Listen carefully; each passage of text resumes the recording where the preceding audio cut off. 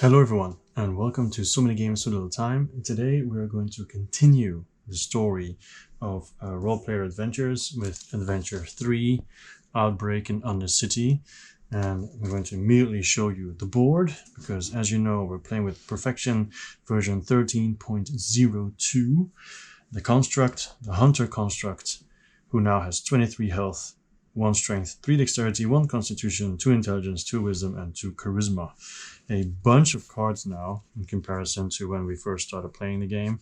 So that should all make it really, really interesting. Play limit of cards is only 4 though. Combat dice limit went up. And you can see the Starlit Door really likes me, especially because of the last adventure.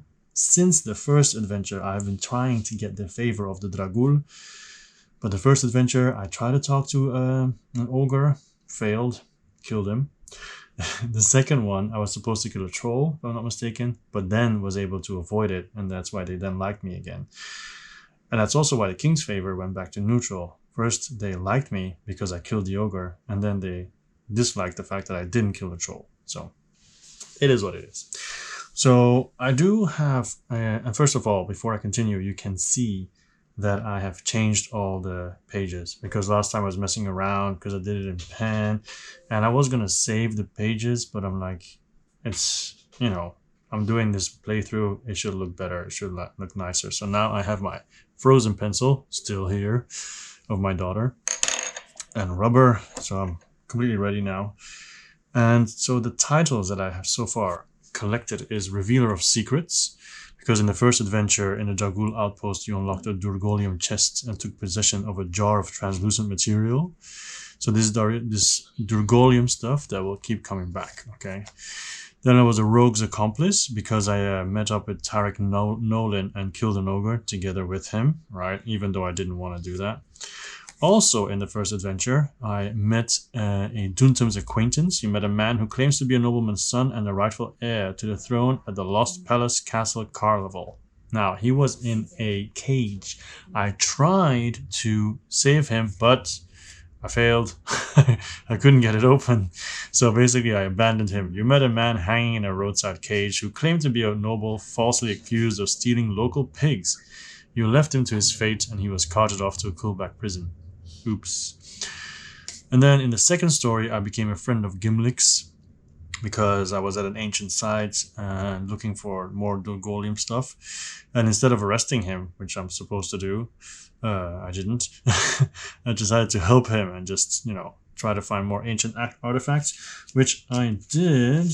What was it again? If I'm not mistaken. Was it the runic bracelet or the jade gun? I don't know, I remember getting something. Just watch the episode. And then a troll's ally. So instead of killing the giant troll, I befriended them and helped them. And the King's Great Hall will be missing this prize, but the trolls will remember your kindness. That's why I went back up with the Dragul. And then the smith's hammer, Rose, the halfling blacksmith, not the blanksmith. She makes blanks, so in guns, Anyway. Rose, the halfling blacksmith, welcomed you to Jolev and offered to sell you weapons in her shop. She wore a mysterious ring with the insignia of the Starlit Door. So once again, she liked me and offered me extra stuff.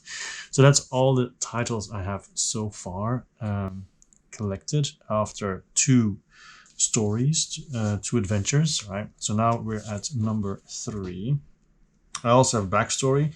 As was pointed out to me in the comments last time, I was supposed to change my alignments. So now I am chaotic neutral, okay? So after my Wanderer story that I did last time, I became chaotic neutral. And in this map, on the Outbreak and Undercity, I can do number 3, this is this, E.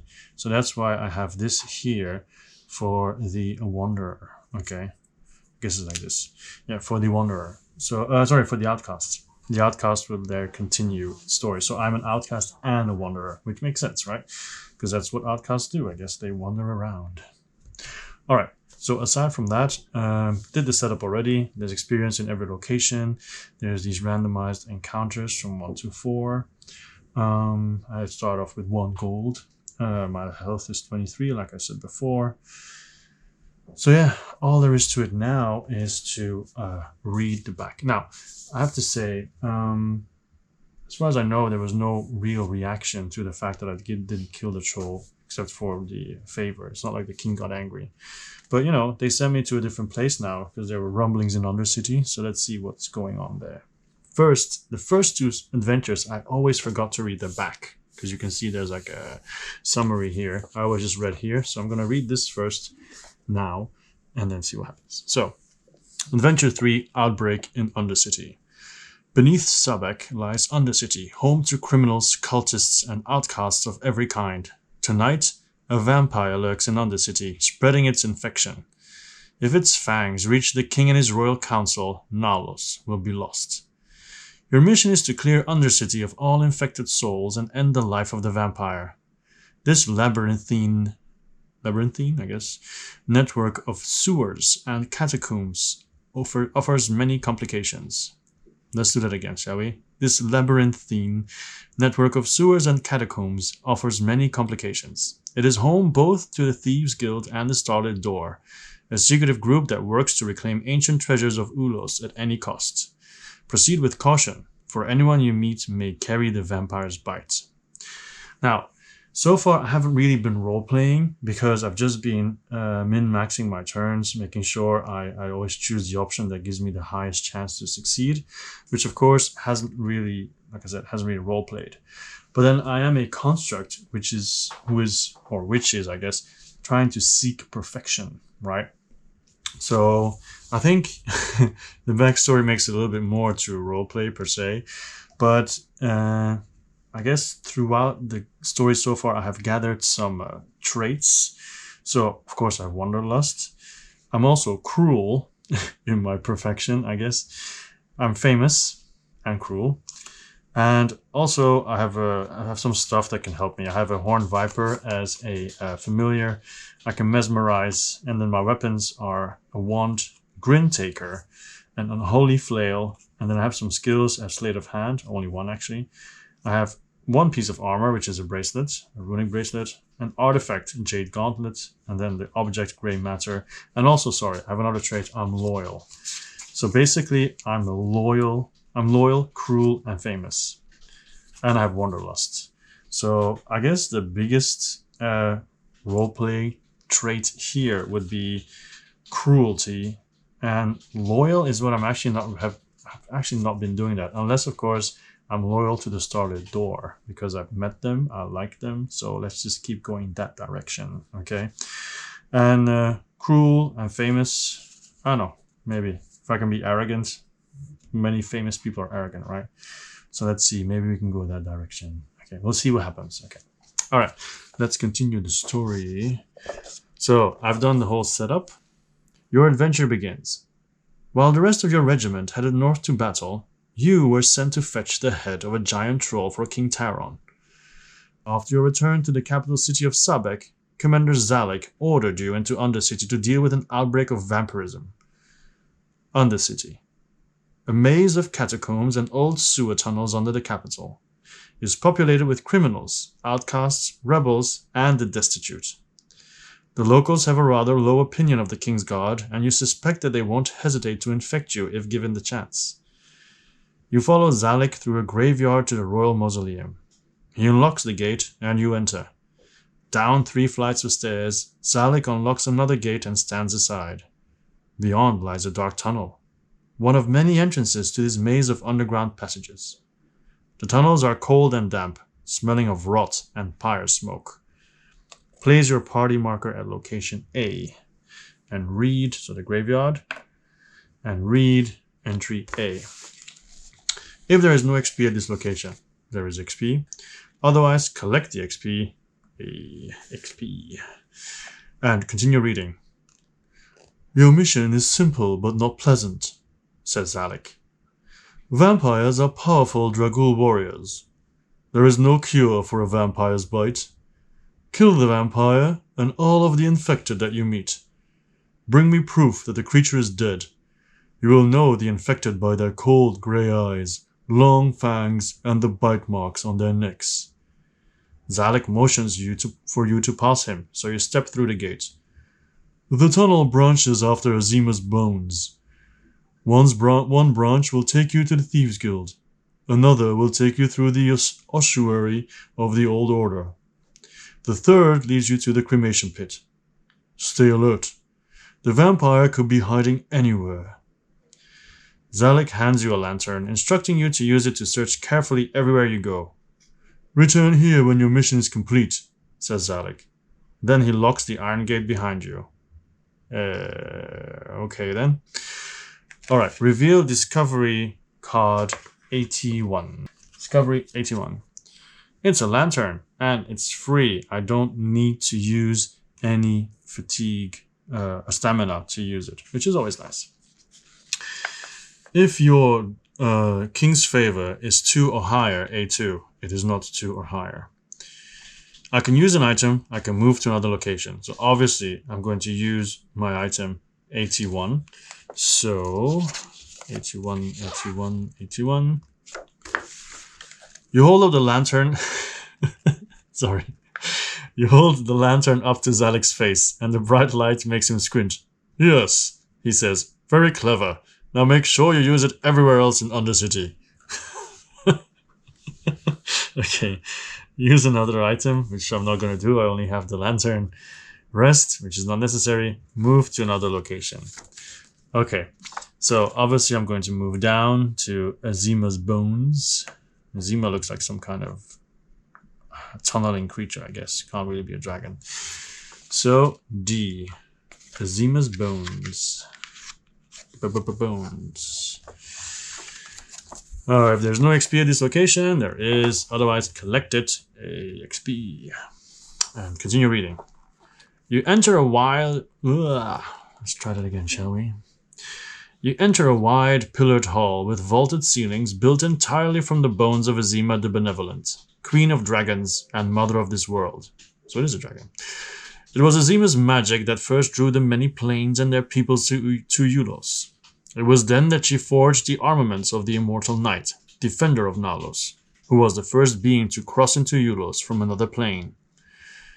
These bones were placed here to honor Azima, so that any visit to the ancient dead would begin with tribute to her. Azima's scales have been set in patterns along her bones. Your lantern light reflects back at you in a brilliant prism of rainbows, as if Azima herself were smiling upon you now. As you look in awe and fear at the gigantic skeleton, your eye catches the quick movements of a hooded figure, darting about between columns made from ribs and cloths. Someone is attempting to approach you unseen. So, the options are douse your lantern and wait for their approach, attack quickly to catch them off guard. So, what would I do since I am cruel, famous, loyal, I have a viper? So would I douse my lantern and wait for their approach, or should I attack quickly to catch them off guard? Well, I'm a King's Guard. I'm supposed to be able to attack, right? And I'm not exactly sneaky since I'm cruel. Well, cruel could be sneaky as well. I guess in this case, it doesn't really matter what I should choose. I think both could be. So I'm going to be sneaky. I don't even know if my dexterity is good enough. Actually, it is. Cool. So I didn't even look at my settings, okay? So let's do douse the lantern and wait for their approach. D2. Here. You douse your lantern and wait quietly in the darkness, listening carefully for any sound the hooded figure might make. If you are playing Legendary mode, I am not. Skill check. Concealment 1. So, skill check time. Alright, put this on top of here. Boom. Concealment 1. Okay. So that should be here. Concealment 1. So dice limit 4. So let's see if I can pass this. Alright. So I need black and green. So I need dexterity and constitution. So what I'm going to do is I am going to spend 1 stamina to make sure I get 1 black die. Everything else I will leave up to fate. No blacks. Great start. Oh my goodness. Come on, give me a black already. Oh, are you kidding me? Oh, okay. Here they are. Alright, so everything goes back in there. And we shake it all around.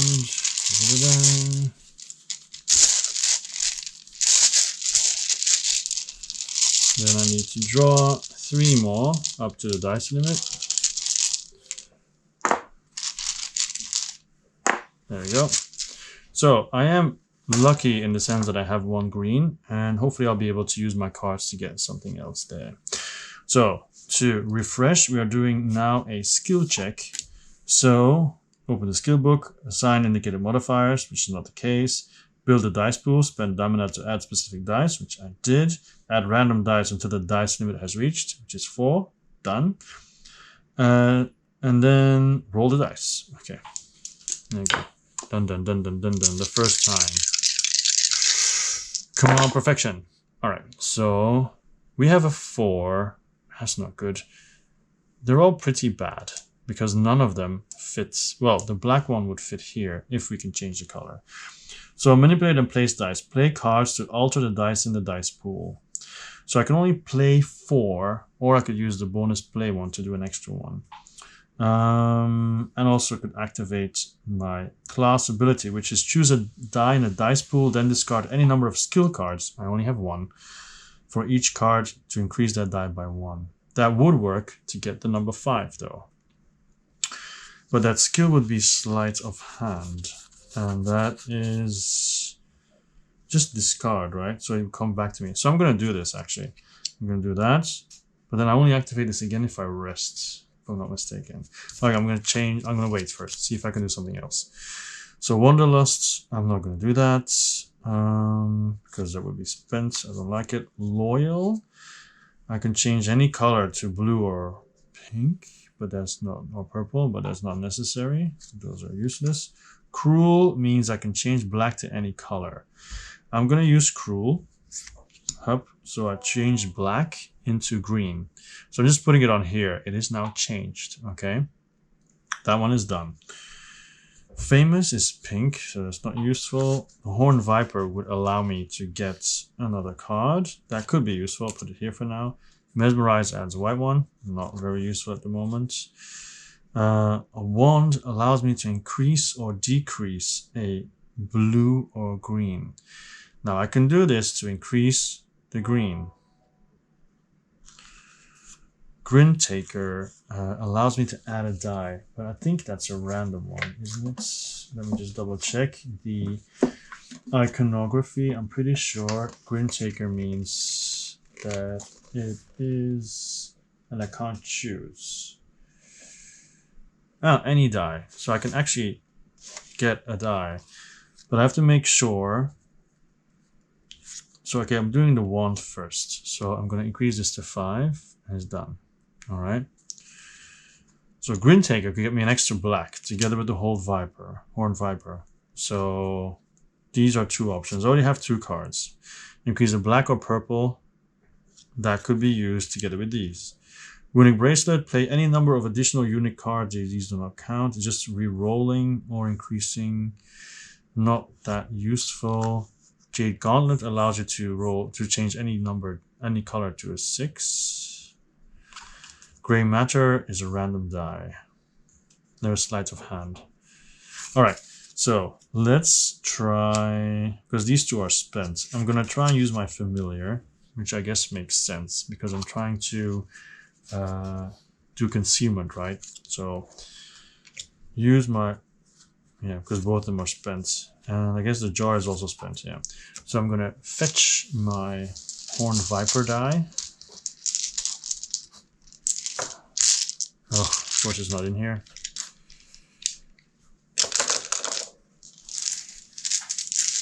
Out of all the dice. Oh, here it is. Okay.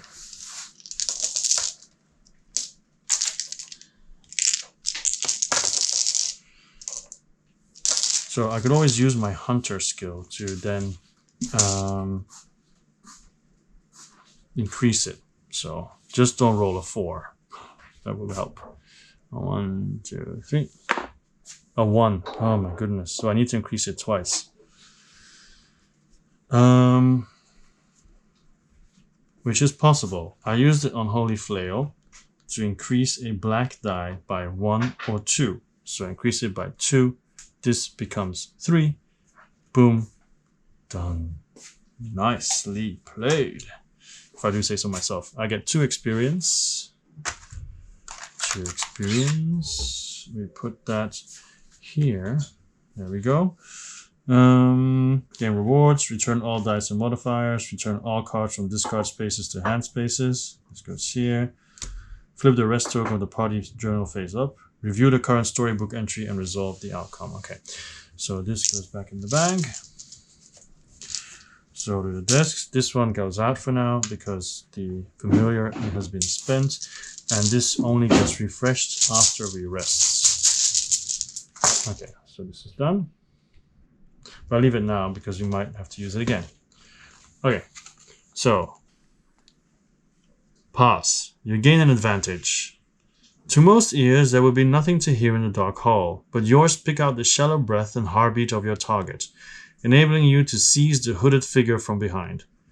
Relighting your lantern and pulling back the figure's hood, you discover the cat-like face of a Bastia woman, her forehead painted with the eye of the starlit door. Before you can say a word, her blade is in hand. So combat, surprised Mola. It's 41. Let's take a bunch of cards here. 47, 40, so 41. So this goes away for now. This is the Mola. And then she is surprised. Surprised. And surprise means during this skill check or the first round of this combat, all stamina spent to add dice to the dice pool is returned to the supply instead. So fatigue is basically your health, right? So now if I spent it, it just goes to the supply and it's not going to have a negative effect to my health, which is actually really good. But it's only in the first round. It reminds me, first round, so I need to have a token which will be put here. Now, you might hear some stuff in the background. I think my wife is doing the dishes or whatever. In that case, I'm sorry. All right. So we have to fight. Take the dice tray again. So I'll put this more over here to create some space. Dun, dun, dun, dun, dun, dun, dun. Put the dice tray here. Up. And it's battle. So my combat dice limit is 4. So for combat, is this find the indicated enemy, done. Modifiers, done. Place a round marker, done. Spend stamina to add specific dice. So I need 2 blacks, 1 blue and 1 green.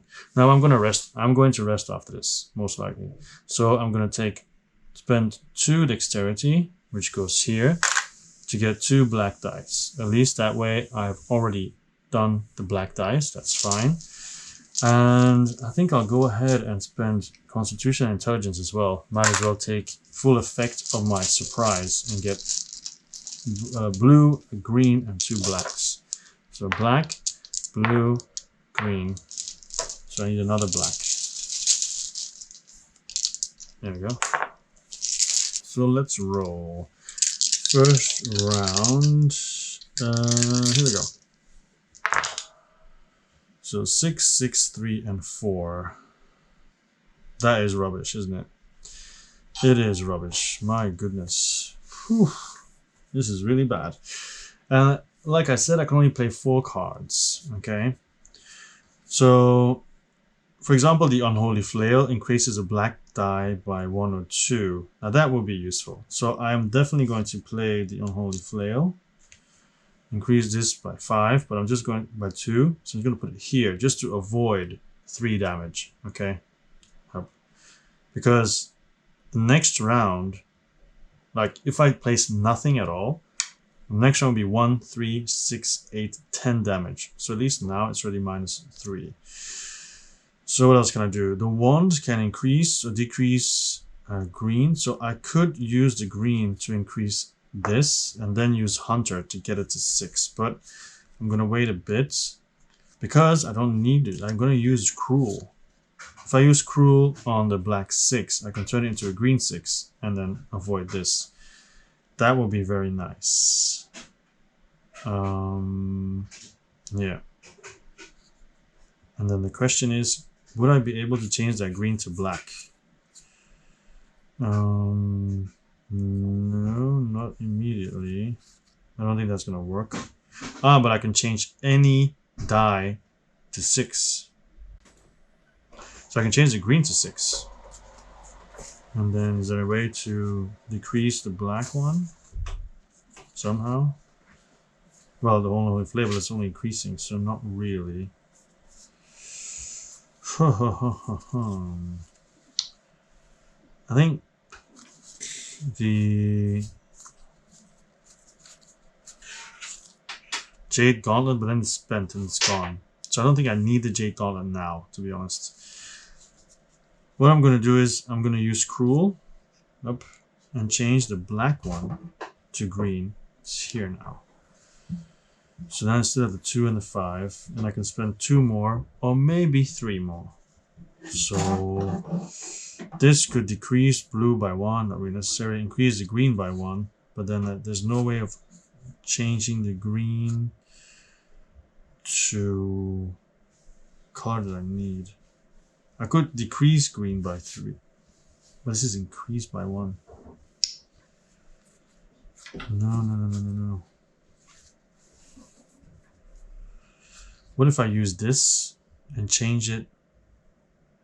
Just change the blue one. No, just the color goes to 6. Hi. In Grin Taker, I can add another black or another blue. Maybe I should add another blue. And hope I roll 1 or 3 or 2. Okay, I'm going to use Grin Taker as 3rd card. I'm going to add a blue. And hope it's 1, 2, 3. That would be perfect. It's 3. Cool. Because with this, I will play my 4th card.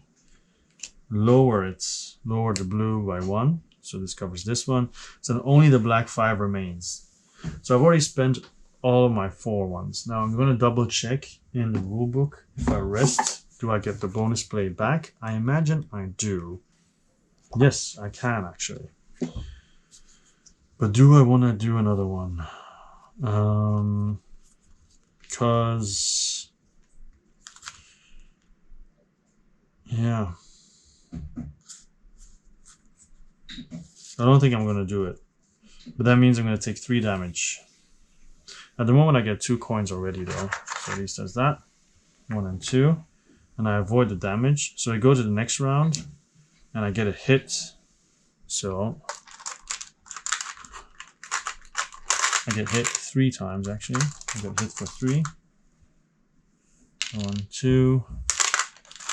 Trying to get a small cube. 3. Sorry, another one.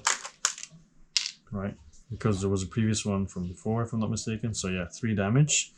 The 2 here, the 2, 1 here, and the 2 here. So now these go back. I think these stay.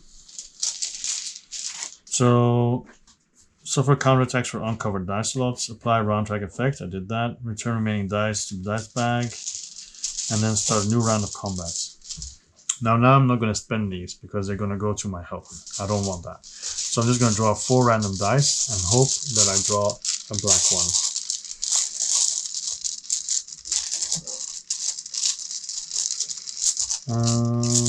But then hoping that I draw... I can't even get a black one because my dexterity is depleted. So let's see.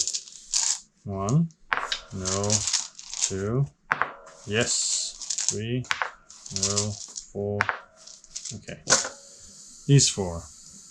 So spend stamina to add specific dice. We did it already. So now I have to roll. So let's roll, shall we? And I roll a 5. Perfect. Done. Get 1 experience for that. So done. The battle is over. She is defeated. Okay, so my advantage worked. I defeated her. You disarm her. D6. You disarm the Bastia woman in battle, and she surrenders to your inspection. Her teeth are indeed sharp, but her eyes are a cool light blue, not the grey of the infected. You inspect her neck for bite marks, but find none. When you ask her what business she has in Undercity, she seems resistant to answering your queries. If you have the title Friend of Gimlix, I do have that, right? I'm pretty sure that I have Friend of Gimlix.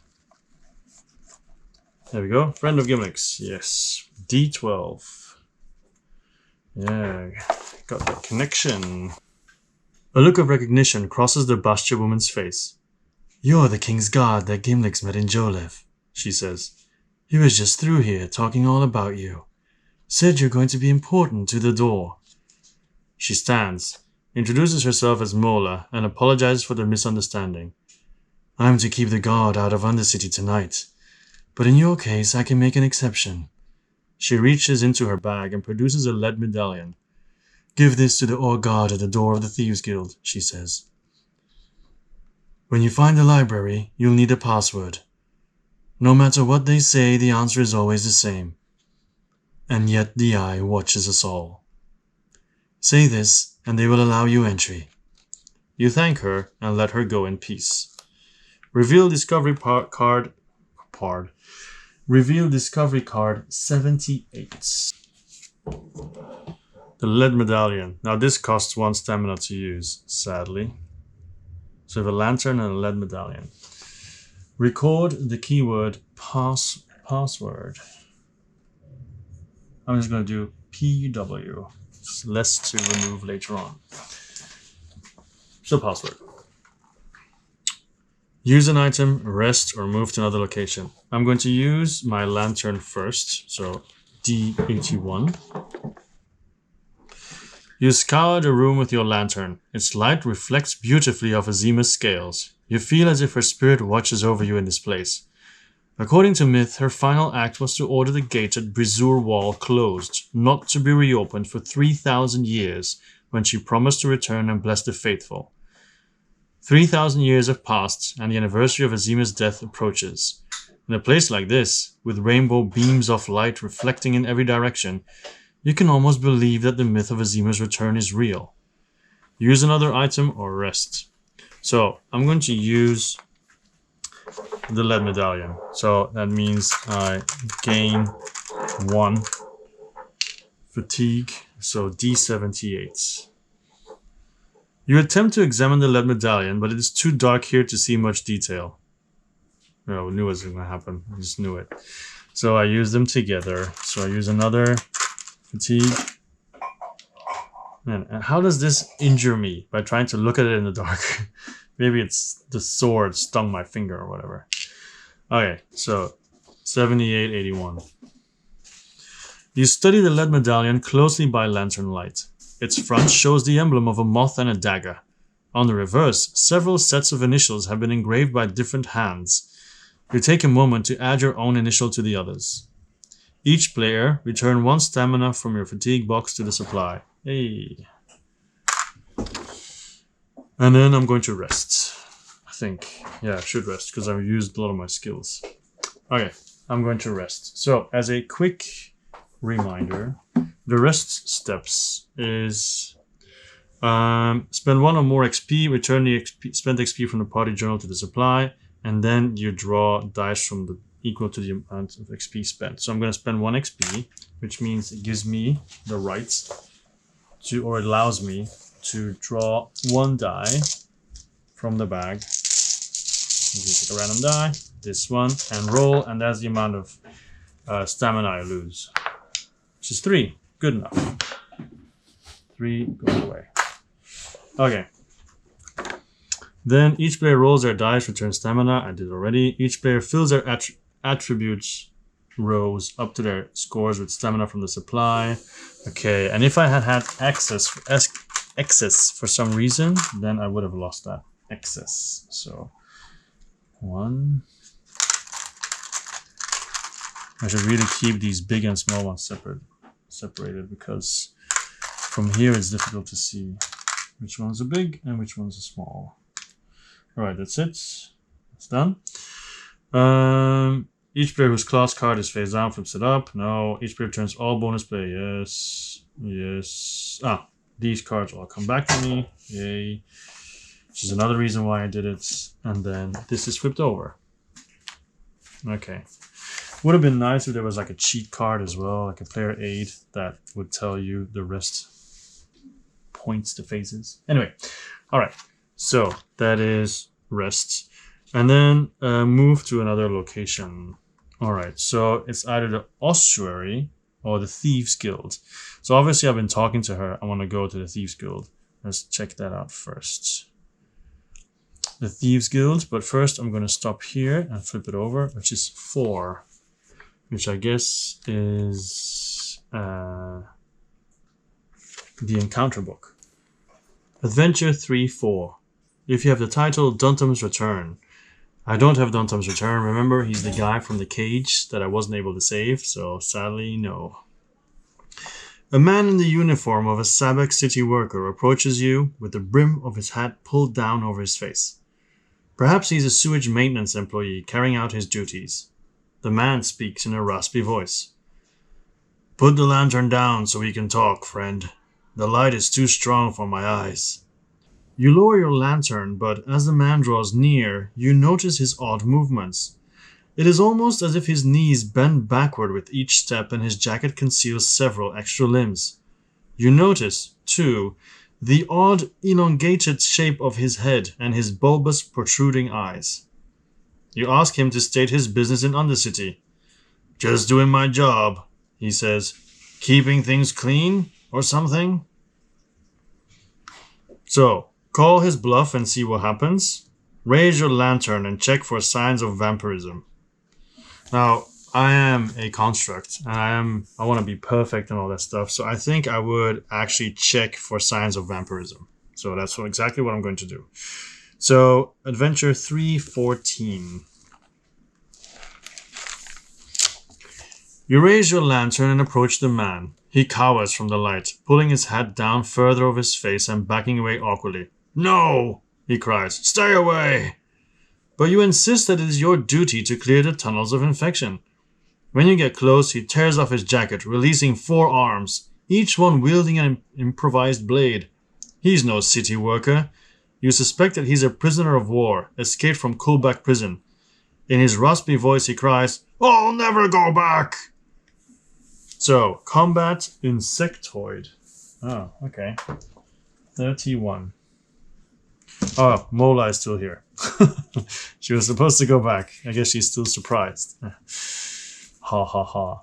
Alright, so the insectoid is 31, right? We'll never go back. 31, yeah. Here it is. 31. Let's put this on top. Doesn't really matter. Insectoid. Alright, and no extra modifiers. So, let's see. I need those dice. My strength is only 1. Not really good. My constitution is only 1. Not really good. And then wisdom I have 1. Now, I'm going to take my chances. I'm going to just do 4 random ones. I'm not going to spend anything. Let's see. So I can go like this. Oh, and this one needs to go in as well. My familiar. Because it might come out. So, first one is purple. Not very good. Second one is purple. Very good. Third one is white. Okay, good, good, good. And then green. So basically, if I do it more with the terms and everything, it would be I have 2 charisma, 1 constitution, and 1 wisdom. I don't think charisma is going to work against the insectoid. So here we go. I have green 6. Perfect. And then 4, 6, and 6. So I think that 4 I'll be able to change. I think I had something for that. Yes, famous. Because I'm famous, I can turn my charisma into wisdom. There you go. That's what happens when you're famous. You don't know? So this goes here. Done. So I like this. You just need a green one. Of course, I don't have a green one. But I need to change something into green or red. So I can change black. I don't have black. Increase the black or purple die. It doesn't matter. I can change something to blue or purple. That doesn't happen either. Doesn't matter either. I can add a white die. Doesn't matter either. Jade Gauntlet, I can change anything to 6. Doesn't help either. Grin Taker, I can add a die. So with Grin Taker, I could just add a green die and then have it done. So if I go to the second round, at this point he'll hit me for 4 and steal 1 coin. So I need a red die. So I could actually use my Horned Viper to take care of this, and I can use Grin Taker to get a red. That's 2 cards, and I have 1 more card to adjust the red. That's what I'm going to do. I'm going to use the Horned Viper and Grin Taker. So Horned Viper, to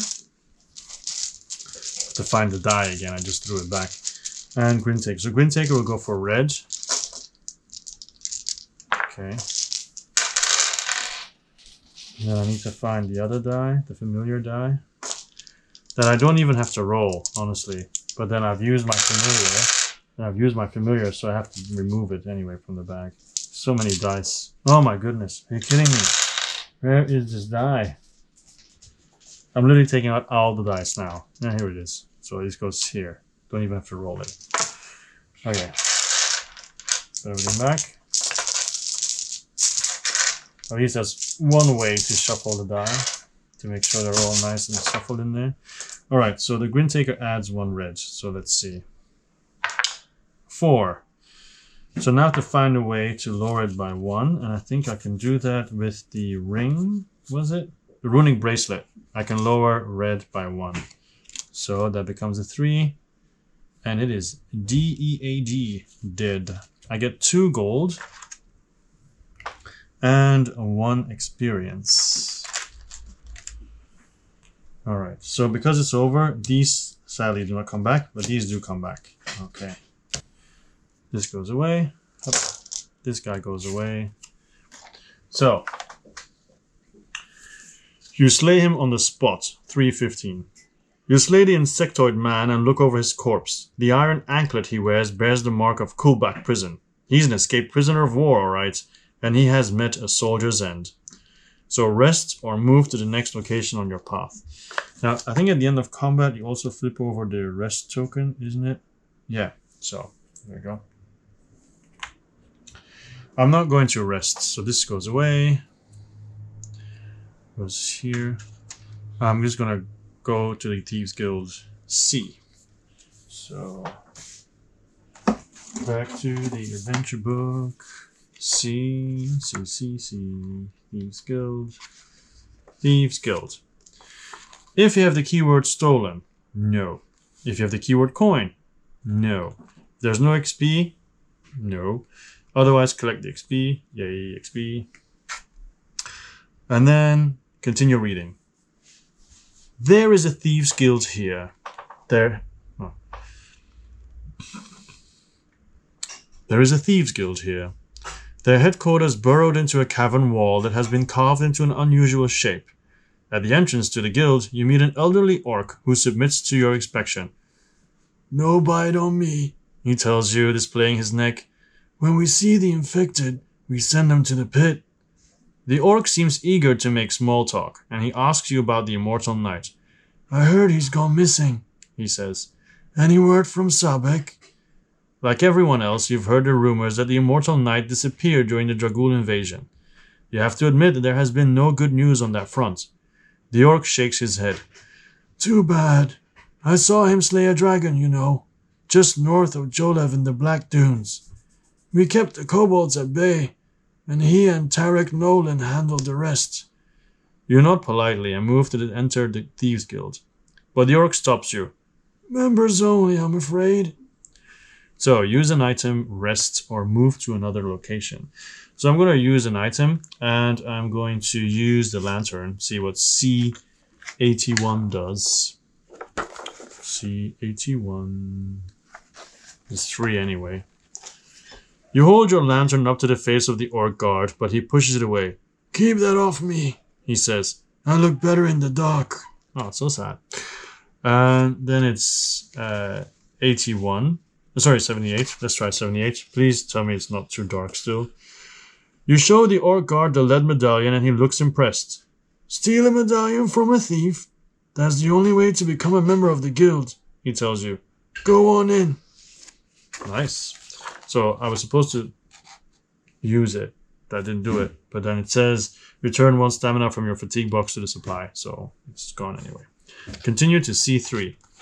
Up.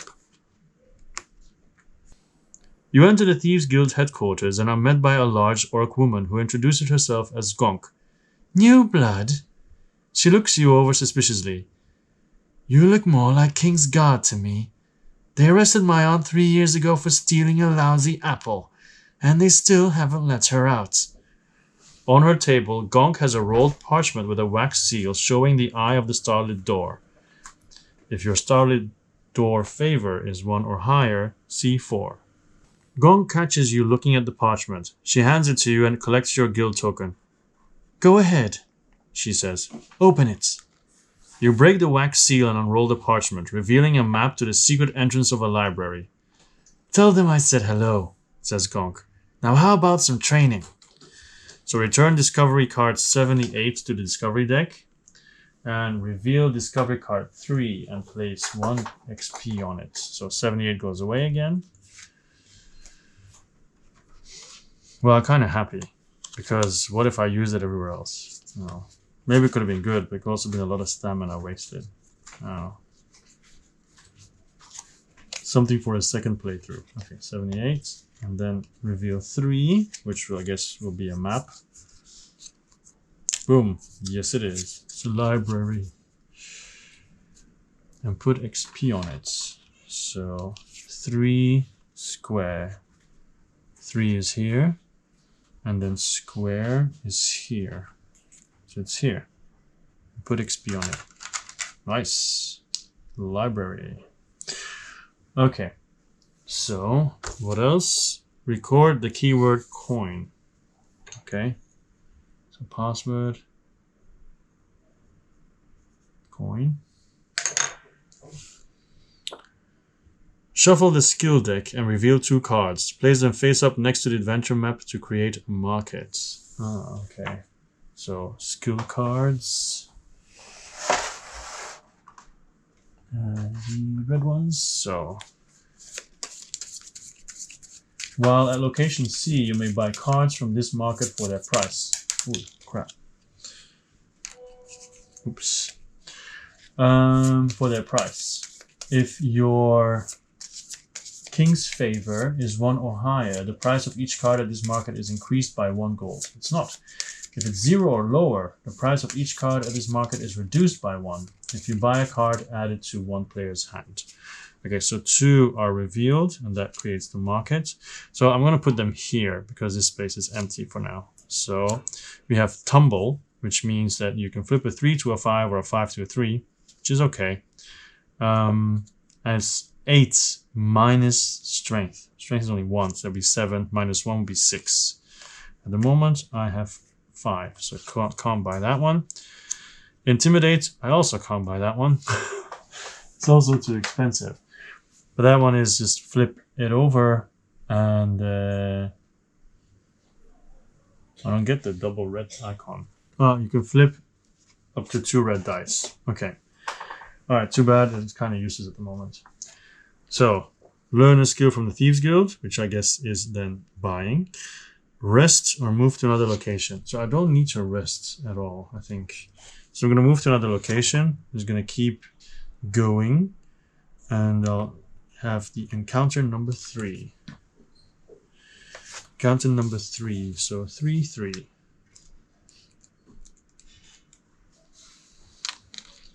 Adventure 3, 3. If you have the title Friend of Gimlix, which I have, advance 3, 5. At the bottom of a slippery slope of muck, you find Gimlix chiseling away at the forehead of a strange skull embedded in the ground. He seems surprised to see you. I don't remember the accent I didn't do any actually last time, so this is how he really sounds. I didn't think you were the type to slum it in Undercity, he says. But you've come at a good time. Look at this. Gimlix's chisel breaks through the bone and he pulls forth a wand topped with an enormous blue gemstone. A cursed object to be sure, but cursed by our own plane and none other. Care to join me in testing it out? We'll touch the gem at the same time. Ready? Gimlick's eyes shine with anticipation as he stares at the jewel. Trust Gimlick's and touch this gemstone. Convince him that the gem is too dangerous. Now, I am a construct. I think as a construct and perfection, and I am cruel and loyal. I think being loyal, I don't know. With a construct, I guess you still try to organize everything, right? Make it logical and so on. But I don't know.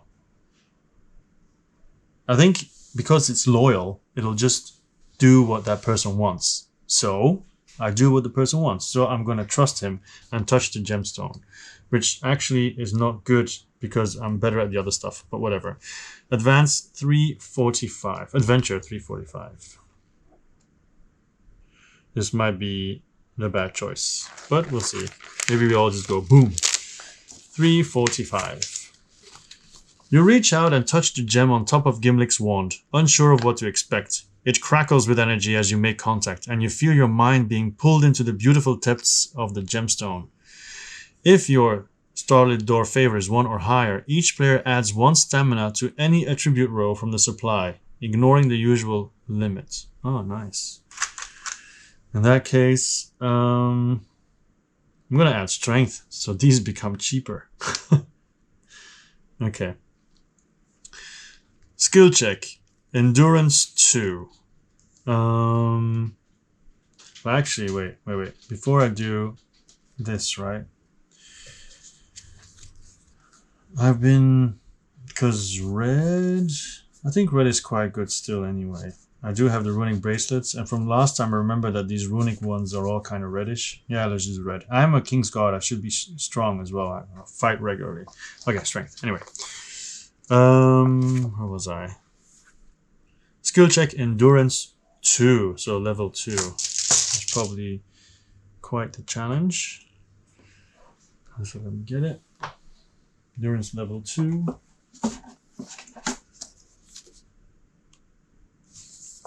Endurance level 2. Dice limit 6.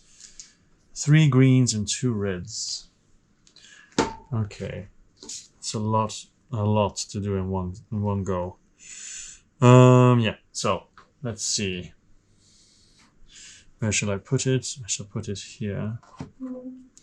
So I'm just gonna go all out. Spend the 2 strength, spend the 1 constitution. So get and then 1 more red. And then if I draw my familiar die, I'll just draw something else. I need to draw 3 more. So that's actually really lucky. That's really lucky. But let's see how well I roll. Okay. Alright, so lots of 4s. So this 4 goes here. And the rest is not good. No sir, it isn't good. So, so the Jane Gauntlet changes everything to 6. Useless. The wand increases or decreases a green by 1. That is good. So I'll be using that for sure. Put it here for now. Cruel is black to anything. Useless. Gray matter. Potentially. This is from fighting. Unholy flail. Useless. Wanderlust. Potentially. Loyal. Choose anything to... No, useless. Sleight of hand. Change a 5 to a 1 or a 3. That is useful. First time in the game, that's useful. Including the other 2 adventures. Mesmerize. Useless. Runic bracelets. Increase or decrease red by 1. Or reroll. Could potentially be useful. Famous is useless. And rest is useless as well. So, These three are potentially useful. These are really good, so I can use them already actually. So sleight of hand, discarded. You change the 5 to a 1. That's covered. Wand will decrease the 3 by 1. That's a 2. It gives me 1 experience. Because even if I fail, I still keep the experience at least.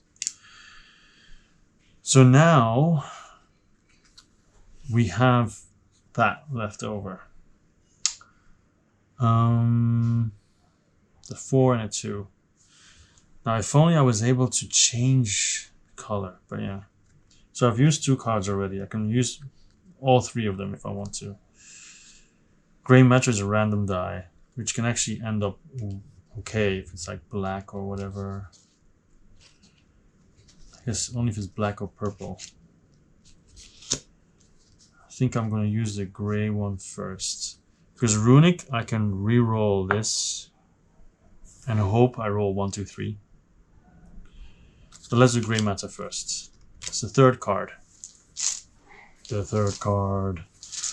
My hunter skill is now useless because it says choose a die and then discard any number of skill cards. For each card, increase the die by 1. I already used my skill, so.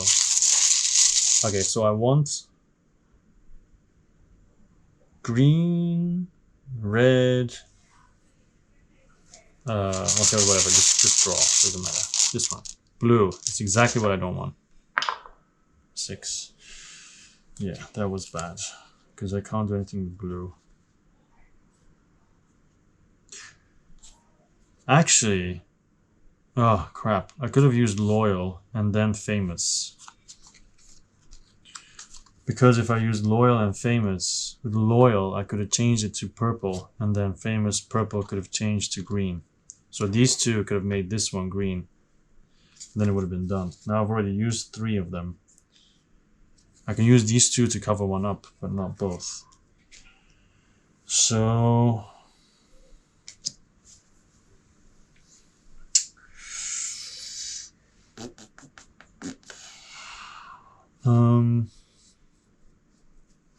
so I have a reroll left. And add another die. So I'll do the reroll. This goes here.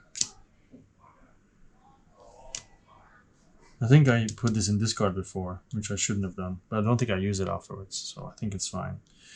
I roll a red one. Okay, I need to have a 2.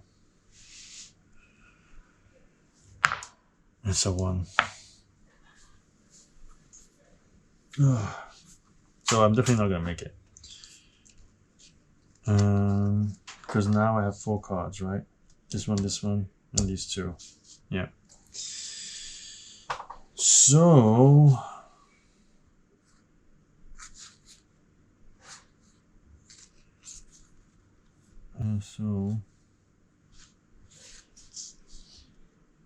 yeah, 1, 2, 3, 4, yeah. All right. I'm gonna try and do, but that's so stupid. Yeah, I'm not gonna do anything anymore. So I fail basically. Oops. So, fail. You are overwhelmed. 338. Great. 338. The wand grows hotter and hotter in your hand, and you are transported to your most frightening memory of the Dragoon invasion. Virendor, a great dragon, looks down on you in disgust, preparing to breathe her fire. You remember the heat of it against your skin, my metal skin. And as your memory of the dragon intensifies, the wand grows hotter. Soon it burns your flesh, and you have to pull your hand away. Immediately the strength of the memory dissipates. Gimlix picks up the wand carefully with his handkerchief and tucks it away. Well, you can't win them all, he says casually. By the way, did you get a chance to meet my friends in the library? I think you'd get along with them. He shakes your hand and bids you farewell. So obviously I'm going to rest. Because I need to have all those cards back. So I spend 1 experience. And then I'm going to roll 1 die. I guess I'm supposed to draw a random one. Go up. So 2. I only lose 2. But then I replenish everything. So 1 and 1. Okay, so move to a new location. the library. Oh yeah, sorry, I was resting actually. So I lost all that. This goes here. This goes back here. This is flipped over. And that's it. So, the library. G. There's no XP. Collect the XP. There we go. XPA. If you have the keyword password, which I do, G2. Down a dark passageway, you find a door painted with a familiar eye. When you knock, a small peephole opens and a man's voice speaks. We are everywhere and cannot be seen. You recite the password Mola gave you, and yet the eye watches us all. The door swings open, leading you into a dim candlelit library of ancient tomes. In the center of this room is a wooden table where several cloaked figures sit, pondering a map of Sabak. Near the map sits a grey drawstring sack. Record the keyword library. Library, done. Continue G5. An elderly dragonkin man rises from the head of the table and greets you. Welcome. You arrive at an important moment. Soon we will restore our world to its proper place at the center of the planiverse. To do so, we must possess all objects of power. He stands slowly and approaches you. We invite you to join us, but first you must perform a small task of initiation. The other figures rise from their seats, and you notice the Bastia woman who you encountered in Azima's hall among them. A map of Sabak is spread out on the table with red markings all over the major sites. It is not clear exactly what the Starlit Door is planning, but it looks like it will not be pleasant for the city. Your duty as Kingsguard is certain. You must arrest these rebels before they can disrupt the peace of Sabak. So arrest them or agree to take on their task. Well, that's a tricky one, isn't it? Because I haven't been arresting them at all. I've been helping them everywhere. So I think I should just keep going on that path because I'm loyal now to Gimlix and everything. So why would I suddenly betray him? I guess I just saw my Kingsguard job as just a job. Let's be like that. So I'm going to agree to take on their task. G9. When you agree to perform their task of initiation, Mola smiles, as does the elderly dragonkin man. I am Masik, he tells you. Your task is simple. Open this desk and bring what you find there to the Temple of Ulos at dawn. Masik points to a small Durgolium writing desk. Atop the desk is a quill, an empty inkwell, and what looks like a broken statue. It's a white marble neck mounted to a wooden base that is engraved with the name Bertram Hugna. But Mr. Hugna is missing his head.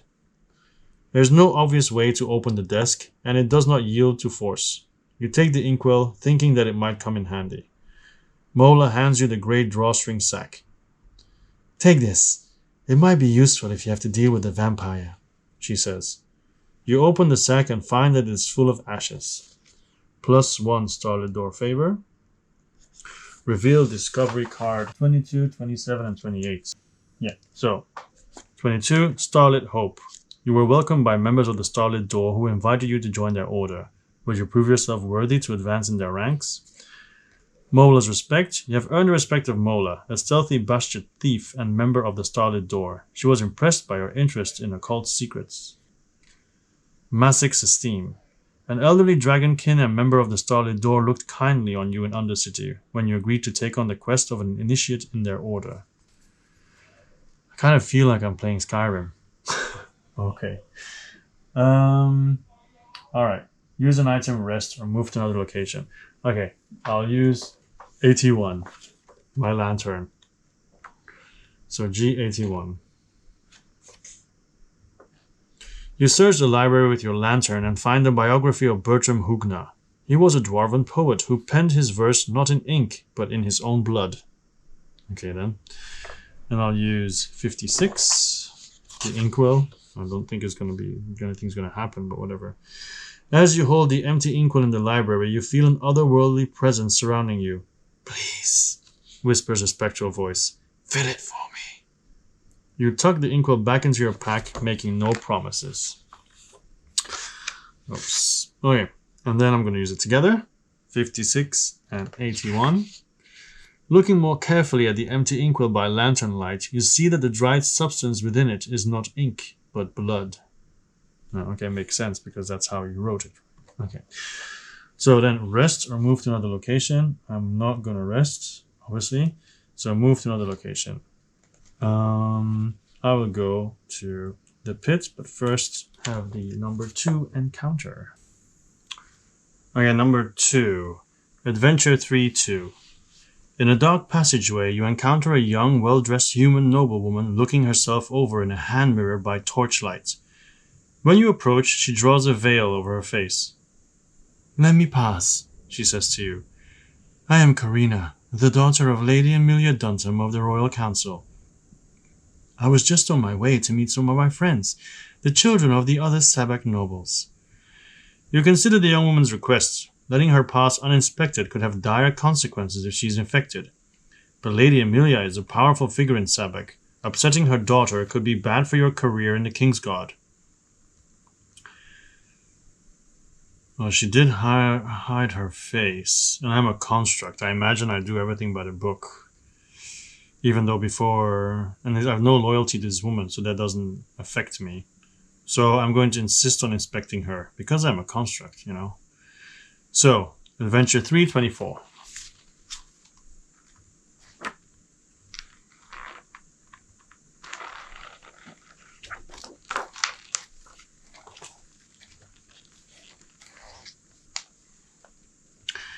You apologize, but explain that you've been tasked with clearing vampirism from Undercity and must inspect everyone, no exceptions. She pulls back her veil, revealing cold grey eyes and long fangs. "I wanted it to be Crete," she says, "but it seems that you'll have to be my first bite." So combat infected human. Alright, so 28. 28. So 28 is human. There we go. Looks nice enough, but then it becomes infected. Infected human. For each stamina a player spends when adding dice to the dice pool, they must add 1 stamina to their fatigue box from the supply. So basically it costs double to add dice, which is very painful. Alright, so yeah, I have to fight. Fight. So 324. Okay, remember it's 324.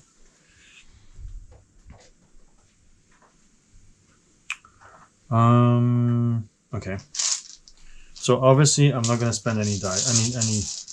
I'm just gonna draw 4 combat dice and see what happens. That's okay. That's also okay. Only thing I don't have is purple. So let's see.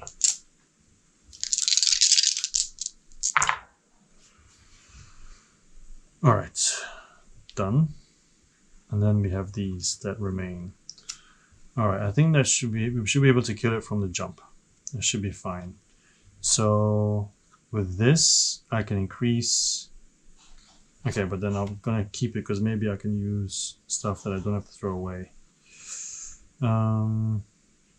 Runic bracelet.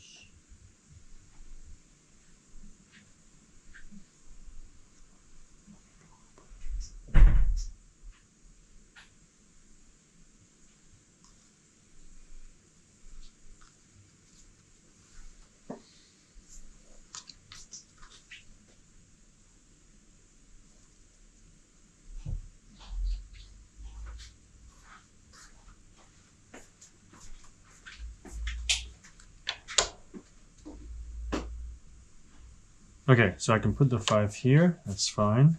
The 1 I could use 2, but then that would be spent, so I don't want to use it immediately.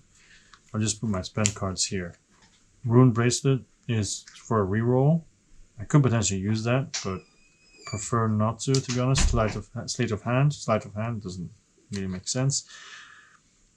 Add a random dice pool, not really necessary. Loyal, that is good because I could change the green, which is now useless, to blue.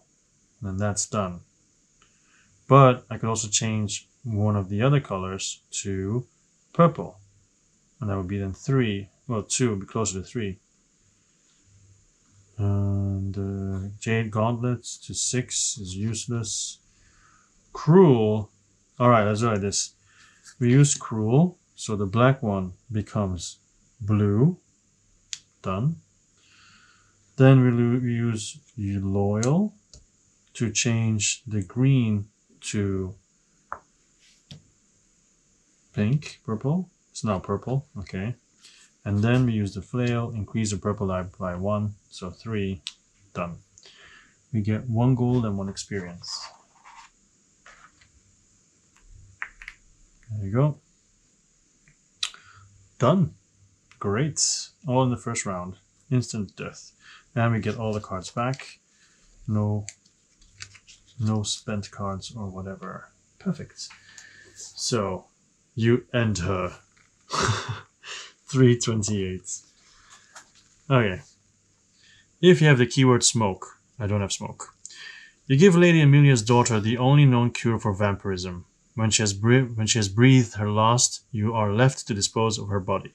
You could carry her up to Zalik and accept whatever consequences there might be for killing the daughter of a royal council member, or you could hide her body here. No one would ever know what became of her, and no one could ever blame you for her death. Once again, I'm a construct. I bring it to my chef, or my boss. So 330. You carry the young woman's body to Zalik and explain her fate. He nods grimly, but opens the gate to accept her body. You leave her with him in the mausoleum before returning to Undercity. Reveal title card 16. So, title 16.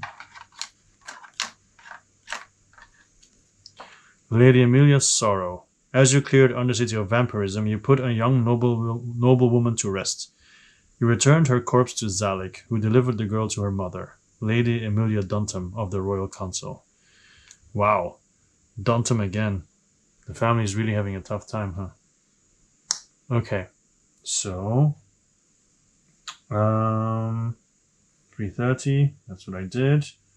Rest or move to the next location. No need to rest. But this is flipped over, by the way. No need to rest. We're fine. Move to the next location so the 2 goes away. And then we go to the pits. The pits. If there is no XP at this location, there is none. There is some. You collect XP, of course. Up, there we go. Acrid black smoke pours over you from the corridor ahead. Choking your way forward, you find yourself at the bottom of a high, narrow shaft. In a stone-walled pit, a dwarf woman is prodding a noxious fire. You bring one to burn? She asks. If you have the title Secret Corpse. I don't. I guess maybe that would have been if I had Lady Emilia or whatever. But anyway. Otherwise, E5. Well, got one or not? The dwarf woman asks. When you look confused, she continues, We're clearing out the infected tonight. Kill them wherever you find them and bring them here. I'll burn them in the pit. In a dark corner of the shaft, you notice a pile of clothes and other belongings that must have been stripped from the dead. Go take a look through them if you want, says the dwarf. I already took the gold. Record the keyword smoke. Smoke. There we go.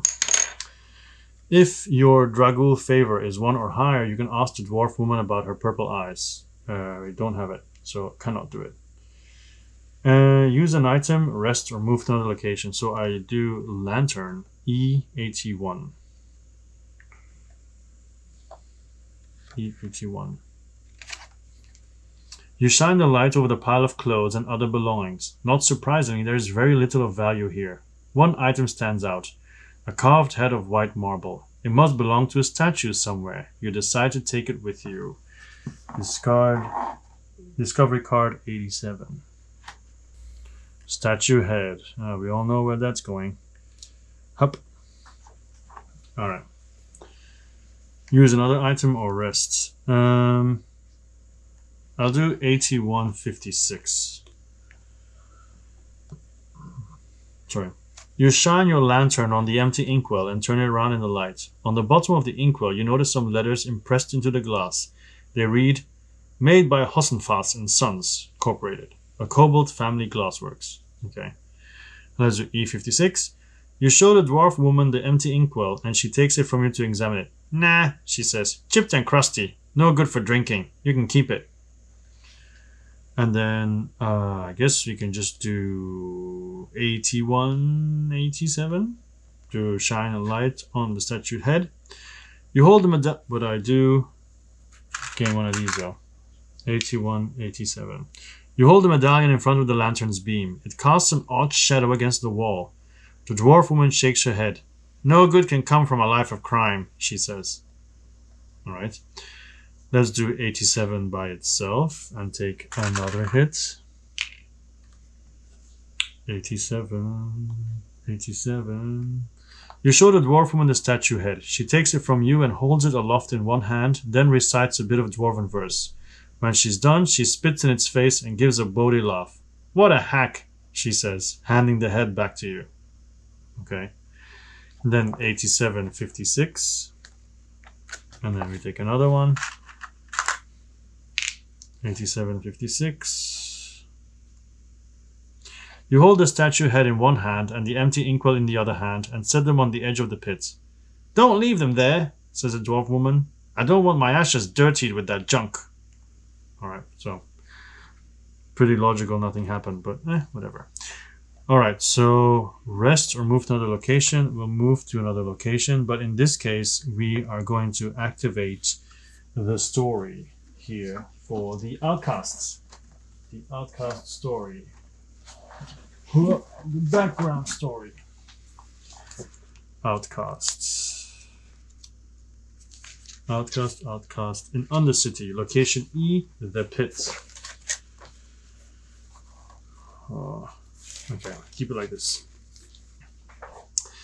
The eyes of the dwarf woman turn a brilliant shade of purple, almost glowing in the dim light. With the realization that Zan has returned, you smile and quickly fall deep into conversation with your childhood friend. The years have not diminished your bond of mutual affection. Suddenly the dwarf winces in pain. This body is resisting, the dwarf explains in Zan's voice. If I can bend it to my will, I might be able to stay a few days, or even a few weeks, but it might also harm the host. You would do almost anything for even a few extra moments with your dearest friend. But if Zan does not release... Oh, okay, like that. Let's do it again. Suddenly the dwarf winces in pain. This body is resisting, the dwarf explains in Zan's voice. If I can bend it to my will, I might be able to stay a few days, or even a few weeks, but it might also harm the host. You would do almost anything for a few extra moments with your dearest friend, but if Zan does not release control of their body immediately, you have no idea what may befall the dwarf woman. It seems selfish to risk someone else's health for your own chance at happiness. So ask Zan to stay, or advise Zan to set the dwarf free. Now I'm loyal, but I'm cruel though, as well, actually.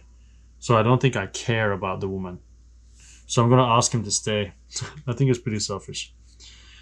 Move your alignment marker down. So I am now chaotic evil.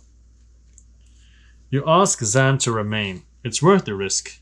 I enjoy the time we spent together, Zan admits. I will hold on as long as I can, but this vessel is strong. You continue your conversation until the dwarf again winces in pain. This time she clutches her stomach. You announce your deep affection for Zan, knowing that you might not have much time left. The dwarf smiles. In Zan's voice she says, the feeling is mutual. The dwarf groans and the purple in her eyes fades to black.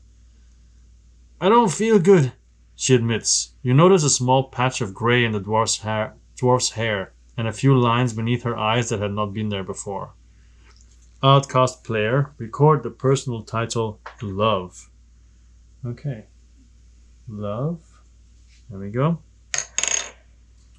Reveal rare card 93 and add it to the outcast player's hand. So rare 93. Lovesick. Gain up to 4 gold. For each gold gained, roll a die and add that much stamina to your fatigue box from the supply. Whoa. So if I gain 4 gold, I need to roll 4 times. Youch. Painful. Okay. If your Dragu favor is 1 or higher, you can... Oh no, wait. No, that's from before. Yeah, if your Dragul is 1 or higher, you can ask the dwarf woman about her purple eyes, but E2 in the storybook, so no. Use an item, rest, or move to another location. Actually, you know what I'm going to do? I'm going to use Lovesick. At the moment, I have 6, so 23 minus 6 is 17. So I could roll 2 dice. If I get 2 gold, I might have 12 fatigue, which is like crazy. It's really not that good.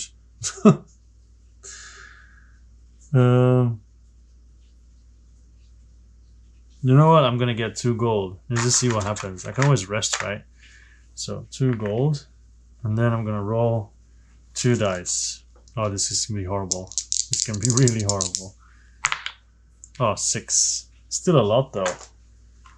Alright, 6. So this is 4 and 5. So at the moment, it's 12. So of course I'm gonna rest. I'm gonna spend 2 experience to roll 2 dice to get rid of that stuff. I'm going to spend 3 experience. No, 2. Come on. Yeah, so 2. Only 2. It's really stupid, actually. 7. Alright, so I still have 5. I guess it's okay. Up. And aside from that, everything still stays the same. This has been used, so this goes away for this playthrough. At least I have money now. Yay, a little bit. Alright, so move to another location. This goes away. It's done.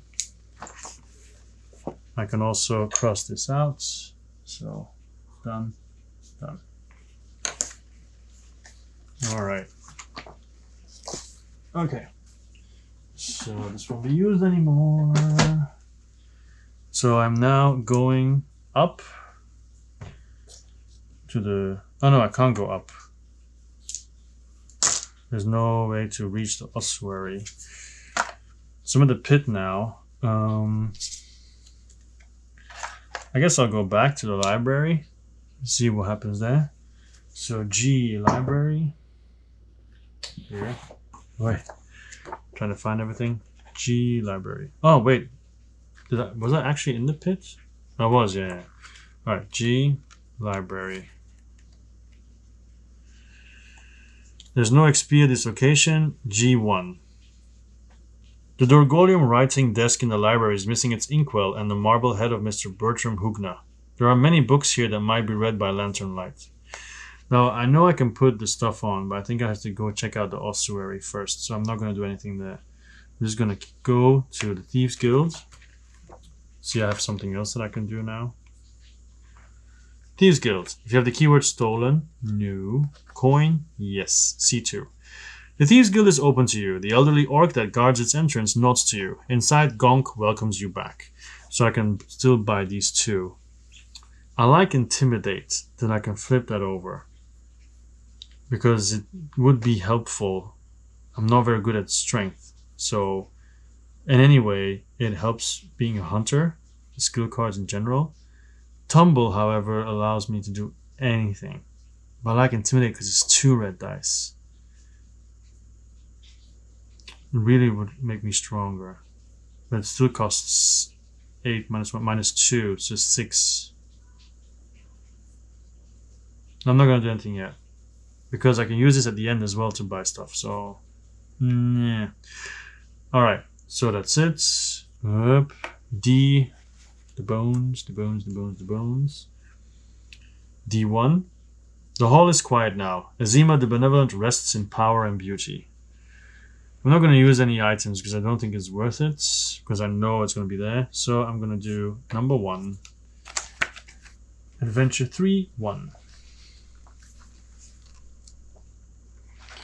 From the tunnel ahead, you hear the sounds of lute and drum. You turn a corner and find yourself in a well-lit grotto, decorated with woven carpets, stuffed couches, and glass lanterns. A cohort of young Sabek nobles are gathered here, dressed in their finest clothes, dancing, drinking, and making music. A young Wrathborn noble, sporting a long mustache and a fine dress, introduces themselves to you as Crete. Crete gives you a strong handshake and a slap on the shoulder. "Come," they say. Join us. We've sent out a friend to bring back the vampire's bite. Stay a while and you can get bit too. These poor fools are trying to get infected, thinking it's fashionable. As King's Guard, you cannot allow the children of Sabak nobility to endanger the kingdom this way. So draw your weapons and force them to leave, or join them and attempt to persuade them to leave. Well, so far I've always let my weapons do the talking, and I'm cruel, so I don't think I'm going to try to attempt to persuade them. So I'm going to attack. It's probably going to be gang off, but we'll see. 335. 335. You draw your weapons, and the young nobles stand at attention, producing rapiers and preparing themselves to duel as if this were a training session with the palace guard. Clear out, you order. It is too dangerous for you here. Crete sneers at your command.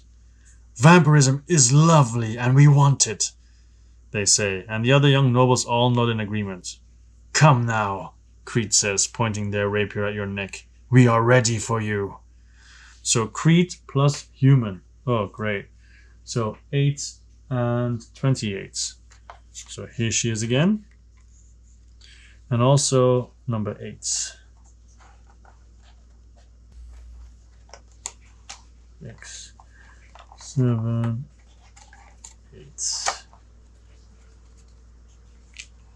Oh wow, Crete looks really, really special. It's a woman. Huh? Okay, whatever. So yeah, no special things aside from that. But of course, my limit is at 4. And I need a lot of pink. Purple, I mean. And a lot of green. And the purple especially is 4 and 3. Purple and blue seems to be hitting the hardest. Purple, blue, and green. So I'm going to spend 2 purples. Purple, blue, and green. 2 purple, 1 blue, and 1 green. So 2 purple, 1 blue, 1 green. 2 purple, 1 blue, 1 green. Just immediately all the dice that I can do, because my combat dice limit is 4. And both of them get this. Alright, 6, 6, 1, and 4. Alright, this is already done, even though it's not the hardest one, so I can still change it later. This is potentially here, potentially, but in general it's not very good. Now what I'm going to do, I can increase purple by 1 or 2, so I can increase this to 3 and then put it here, potentially. I could change anything to blue or purple, but then the blue ones doesn't really matter. The purple ones don't matter either. Famous can change the purple to any color. Doesn't matter. Oh, they can change to green, yeah. Okay, we're definitely doing famous. This becomes green, goes here, because it takes out a 3, which is good. Mesmerize, add a white, not really. Sleight of hand, no. Move any number of scroll cards from your hand to your spent space. For each card moved, add a random die. Maybe. Jade Gauntlet gives you a 6, but we don't need that. Quinn Taker can have me another purple, I guess. Horned Viper can help with the 5, but not really because it's too low. The Wand can decrease 1. Alright, so I'm going to use I'm going to say Grin Taker to add a purple die and see what happens. 2. Alright, I can use this then to increase it by 1 and then cover up the 3. But I can I not decrease purple by 1? No, I can't. Crap.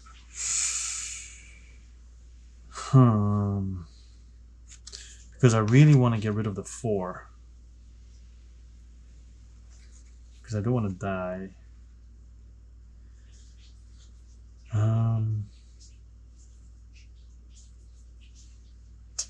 So let me see.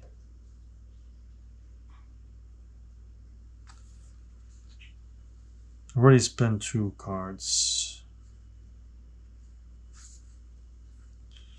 And I can discard any number of skill cards and increase the die by 1. So I could get rid of this, which does not count as a spent card, and increase the die by 1. Can I change the blue die to something? Ah, yes, okay. I do Hunter, discard Sleight of Hand, so I flip this over. So choose a die, discard any number of skill cards. For each card, increase the die by 1.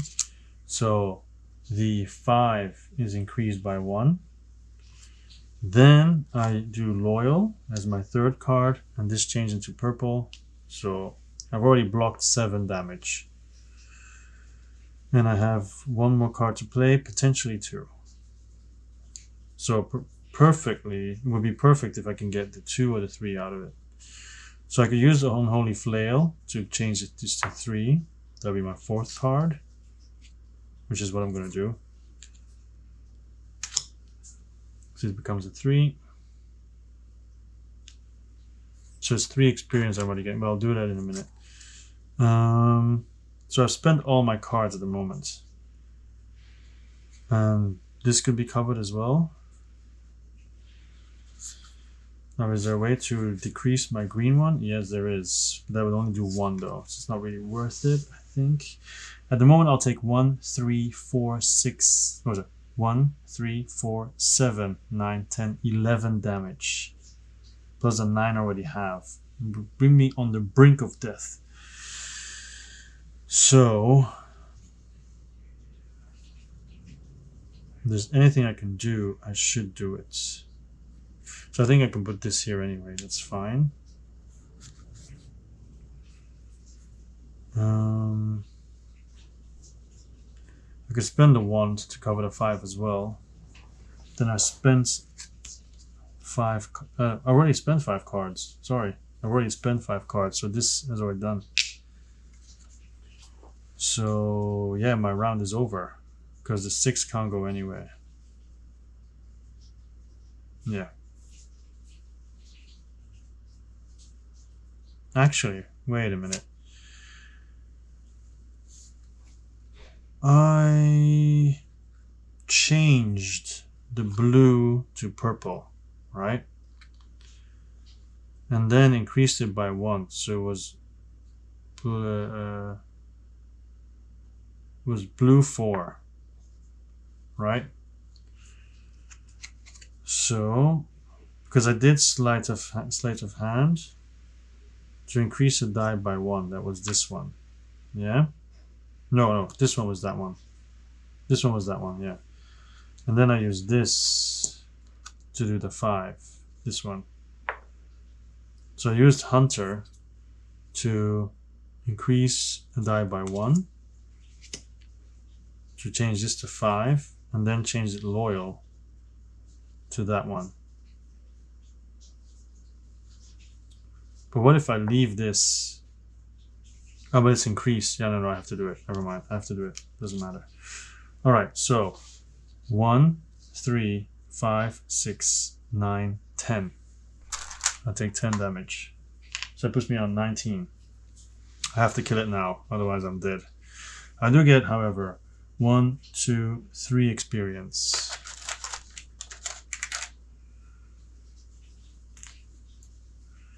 I'm gonna need it all for healing. Alright, so then, once again I get 4 dice. And I have, like I said, 15, 16, 17, 18, 19. The next round, if he's not dead, I'm dead. I could get a blue and a red. But then I really cannot take any damage at all. But I'm dead anyway if he's not dead, so I'll take blue and red. Taking risks here.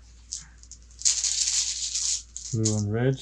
So blue and red. Alright. And then I'll draw an extra 2. Green, that's okay. and black. That's actually also okay. Alright. Oh, so good. Potentially here, I guess, but we'll keep it here for now. Alright, I can spend 4 cards. I'm also going to keep this here, because if I can change it to a red, I should really go there. Alright, so I can change the black to any color. So I use this as my first card. This covers up this one. This covers up this one, potentially.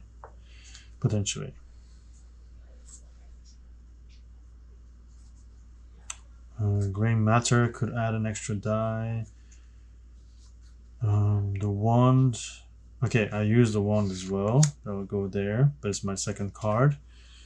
2. There you go. And I still need a blue die, though. So I'm not using the wand yet.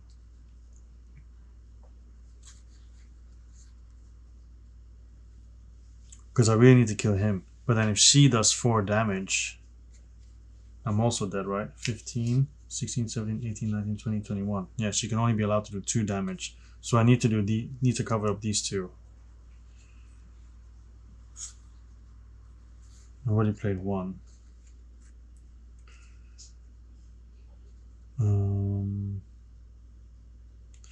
So I could do Wanderlust to add a random die. I could do Grey Matter to add a random die. That would be 2 extra dice. And I just need to hope one of them is blue.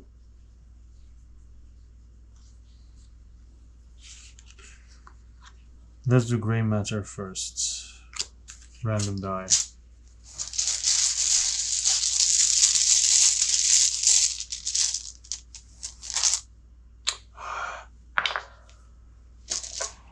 Not what I wanted. 2 more cards.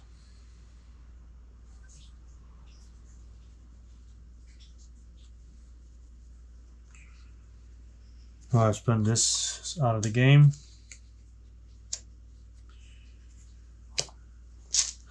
Need to have a blue die. Need to.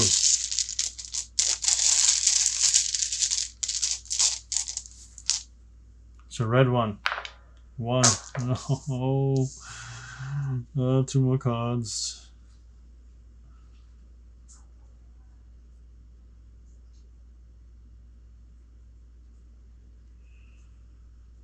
I think I'm dead.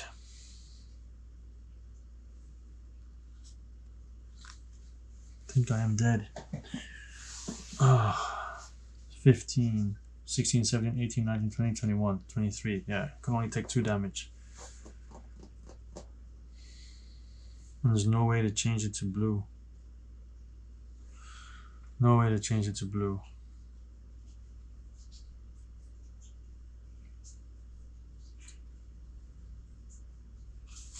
Like this allow me to change to any color, but yeah, I mean, doing this at this point would be cheating. Like I could have re-rolled a red one and hoped for a 5, and then this could have been a blue one, and then it would all have been okay, but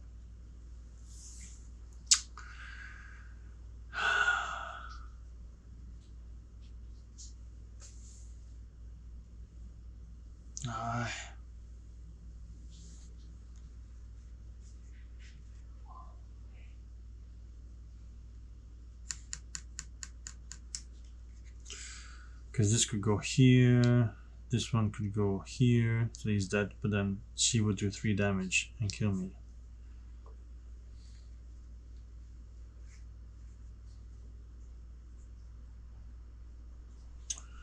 Chain Gauntlet doesn't help us.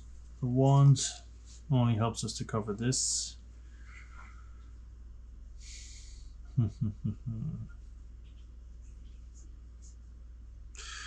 Of course, what I can do is just cover up the stuff I need and get the rewards. That's what I can do. So at least I'll get that. I'll get 2 gold, basically.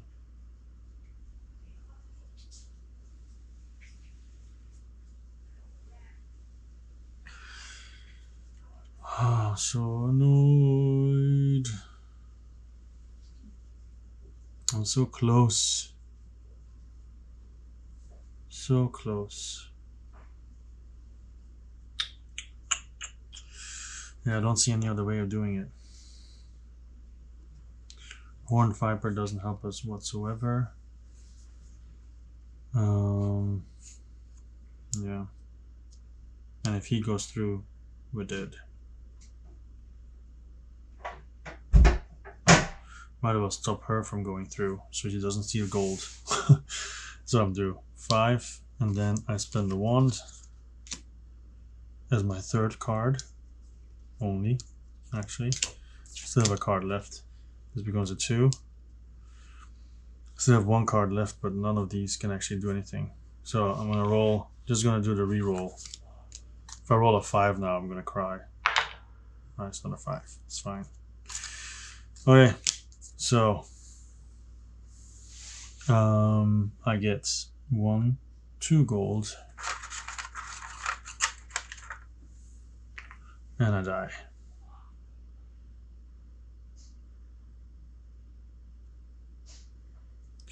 So I die.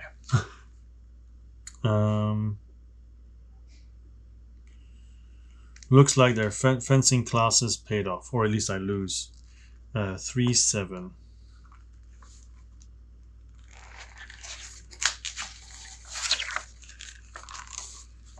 The young noble's training is far better than you expected. Their skill with the rapier simply embarrasses you as they make a sport of dodging your blows and stabbing you. "Oh dear," says Crete mockingly when you finally surrender. "It appears that the king's guard has been undone. Now run and fetch us more wine." Crete's laughter follows you down the dark tunnels and haunts you long after that. Reveal card 13.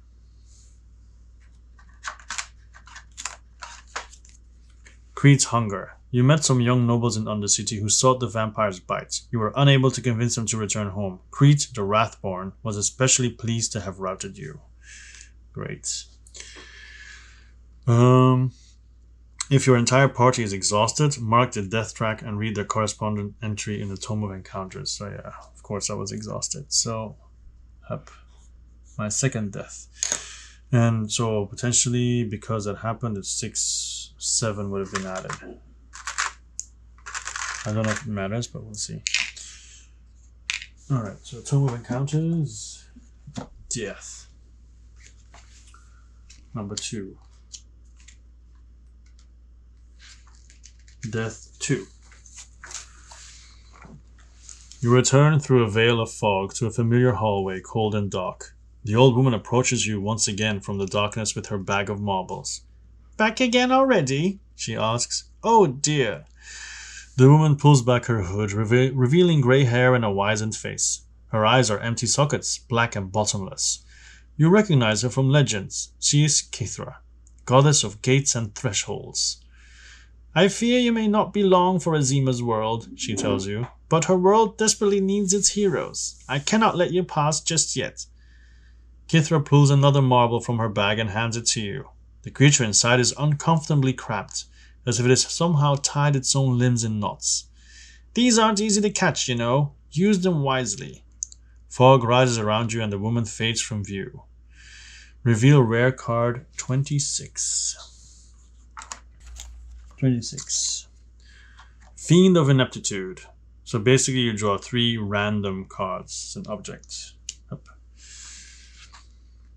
If you have the keyword passage, increase your combat dice limit by 1. I don't have that. Recover. Roll 1 die, then remove... Okay, let's do this one. 6.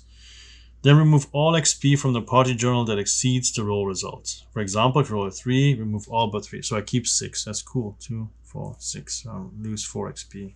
Still hurts. Each player roll 1 die and then remove all stamina from a fatigue box that exceeds the roll result. For example, if you roll a 5, remove all but 5. So low, 3. Okay, so 3 stays. Everything else goes away. I imagine, yeah, this is refilled.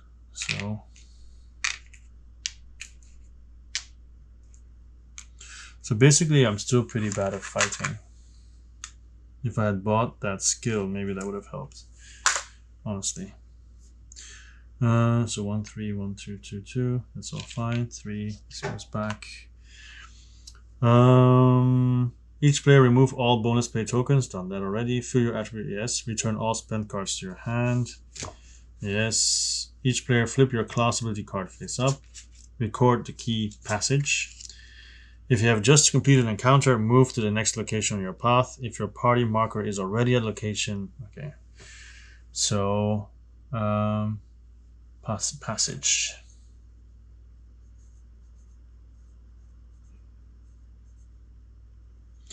Passage. Then we go to ossuary. So B. Outbreak.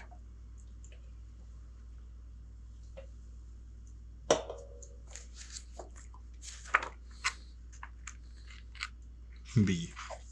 Ossuary. Collect the XP. Really sad I died though. The ossuary of the Old Order houses the remains of the founders of Eulos, representatives from every corner of the planiverse, united under Azima the Benevolent long before Nalos divided itself from the Dragul. There must be thousands of founders buried here, their skulls and bones covering the surface of every wall, creating the sense that this whole eerie space was built not of earth and stone, but of the dead. Okay, so use an item, I guess, because there's nothing else to do. However, I don't think I should use an item here because I haven't completed the statue yet. I think that's what I need here. And I'm not just going to go around using and losing stamina just to see what stuff does. I will, however, use the lantern and then see what happens. So, let's see. That would be B81. You search around the ossuary with your lantern and find a narrow passageway in a corner that leads you up some stairs into an ancient sepulchre. So reveal discovery card 30 and place 1 XP on it. Cool. Discovery 30 and 1 XP.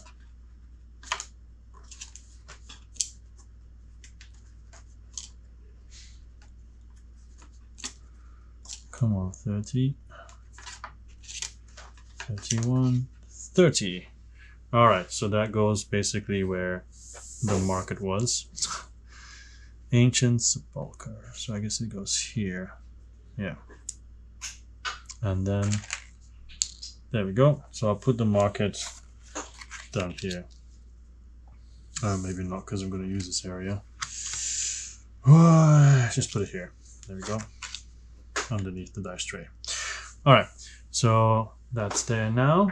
And then, what else? Use another item, rest, or move to a location. So I'm just going to go in there. Yep. F.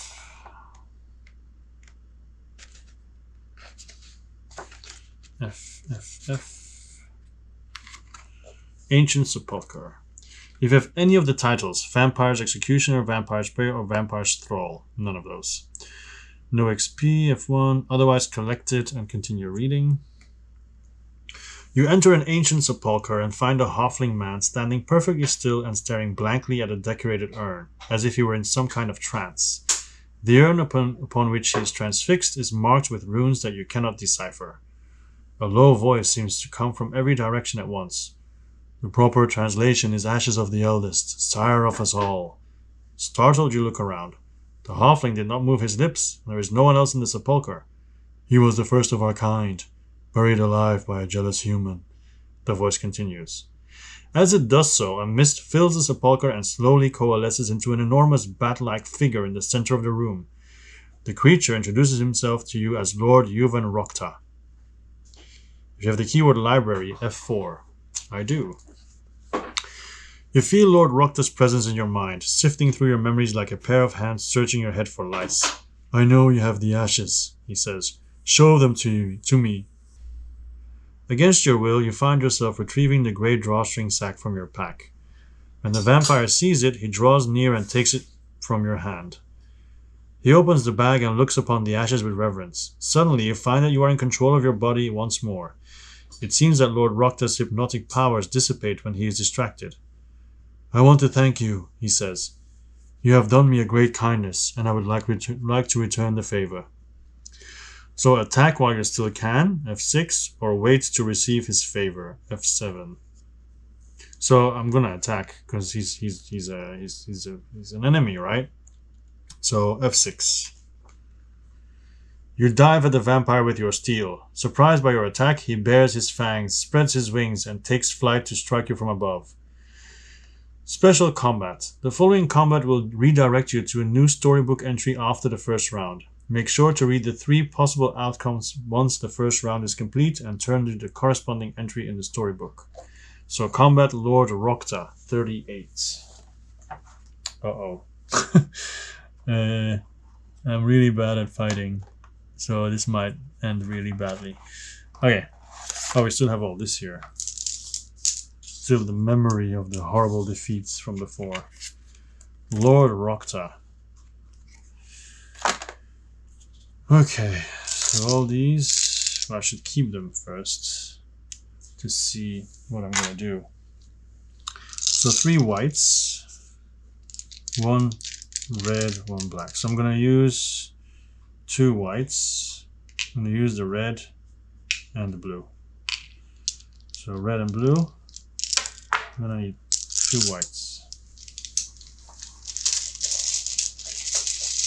I want to hit him as hard as I can from the jump, because I can add another white as well, thanks to the scroll.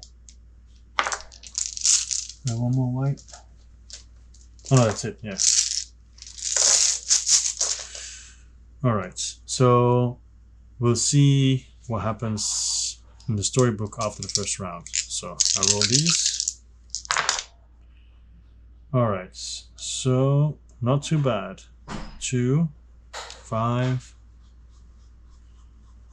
And then we have these 2. All right. So before we do anything else, dun dun dun dun dun dun dun dun. Where is it? The runic bracelets.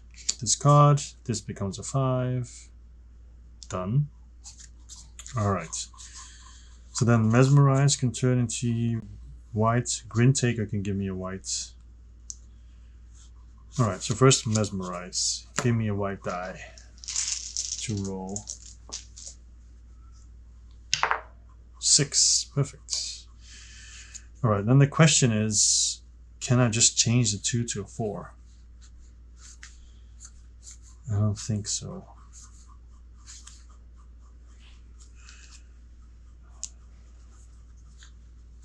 I don't think so. I can spend 2 more dice, two more cards, but increase of black or purple by 1 or 2. But then do I have anything that can change to white? No. All right, so I now have the problem of that 4. I would prefer to finish it off now.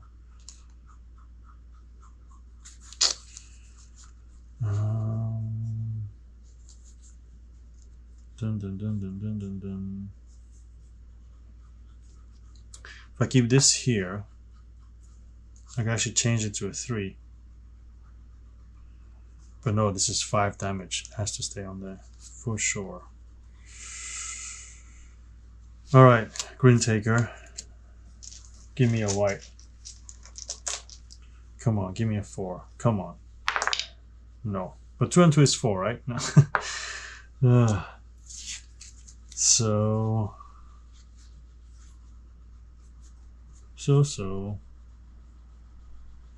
Like if it had been a 3, that would have been great.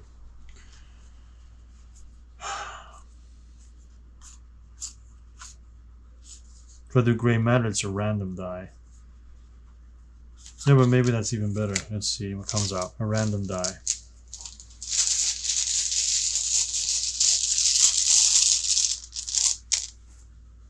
Blue die. I don't know how good that is. 1. Oh my goodness. So yeah. Even if it were good, which is not. Yeah, no. No, done. Alright, so. First of all, I get 2 gold. I get 2 experience. And I lose 1 experience because it goes to the second round. Then, neither victory nor defeat at the end of the first round. Lord Rokta steps back. F12. Dodging your blows, Lord Rokta hisses and his body turns to mist. He coalesces into an even more terrifying visage, veiny muscles bulging from his bat-like frame. His claws scrape along the stone floor of the sepulchre as he approaches. Return 1 XP to the supply. Man, what? Add the gigantic modifier card to Lord Rokta and continue combat. Gigantic. Wow. Okay. So that's what happens. So also, I forgot, he does 3 damage.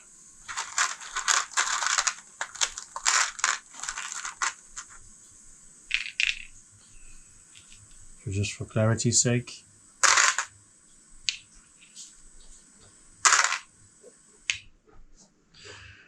Alright, so these go away. So I'm going to spend 1 black die and then hope for whites. It's going to be very difficult. So 1 black, 1 black already, yeah, and then 3 more. 1, 2, and then 1 more. No, that's going to be very tough. Alright, so this is gone.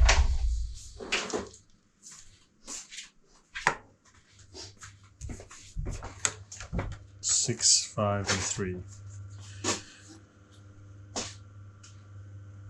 Okay, I can change the black to a white.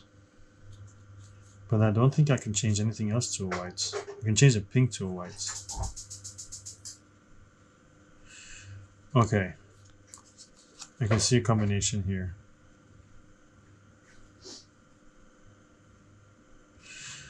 Alright, so first of all, I change the blue to pink, to purple. This is now purple.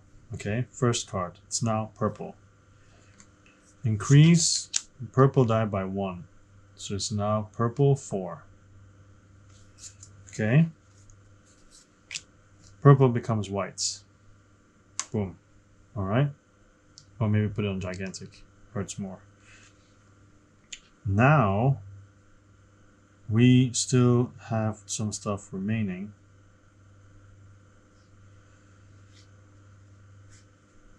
I cannot.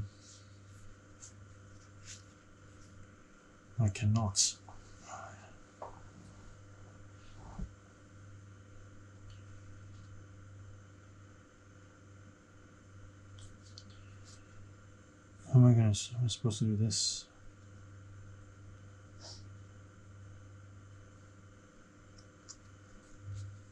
Now I can get the Horned Viper, but then I need to roll a 3 or a 4.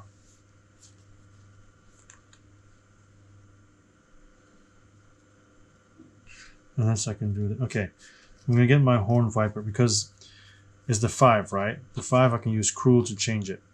Yeah. But then I have to still reduce it by 1, which I cannot do. So I use my Horned Viper.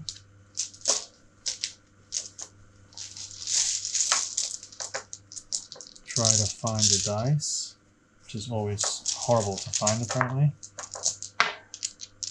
Ah, here it is. So, alright. Here we go. It's a 5.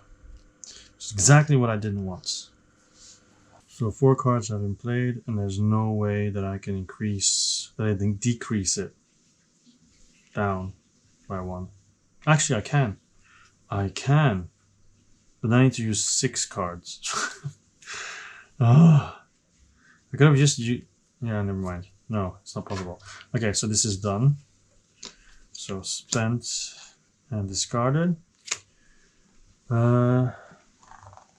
So defeat. So does this happen then?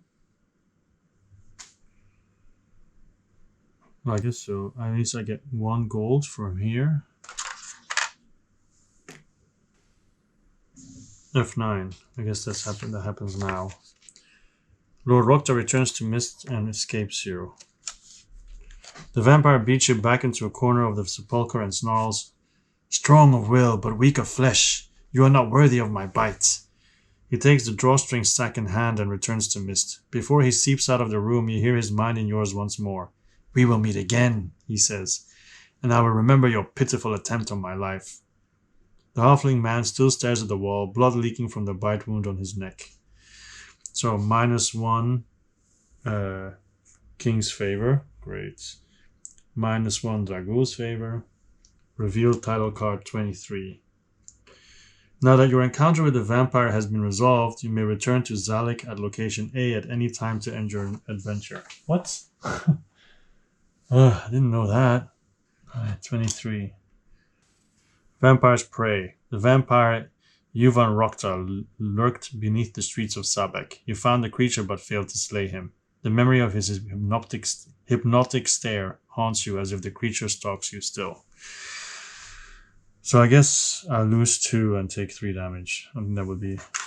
But then technically I should have another round to kill him. So... Let me read that again. I think it doesn't happen. Because he just goes away, right? So... Okay. This is what you've gone before. That's it.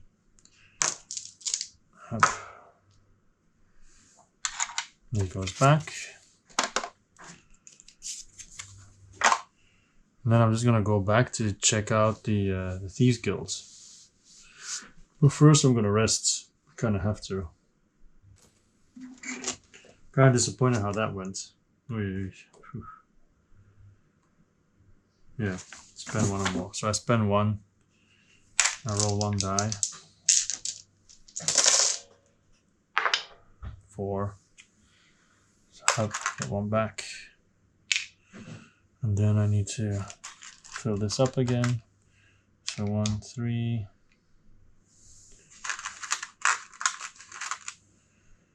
2. Okay. Anyway. Get everything back. Flip this over. And then we're gonna go back to the library, I believe it was. Or was it I think the library. G.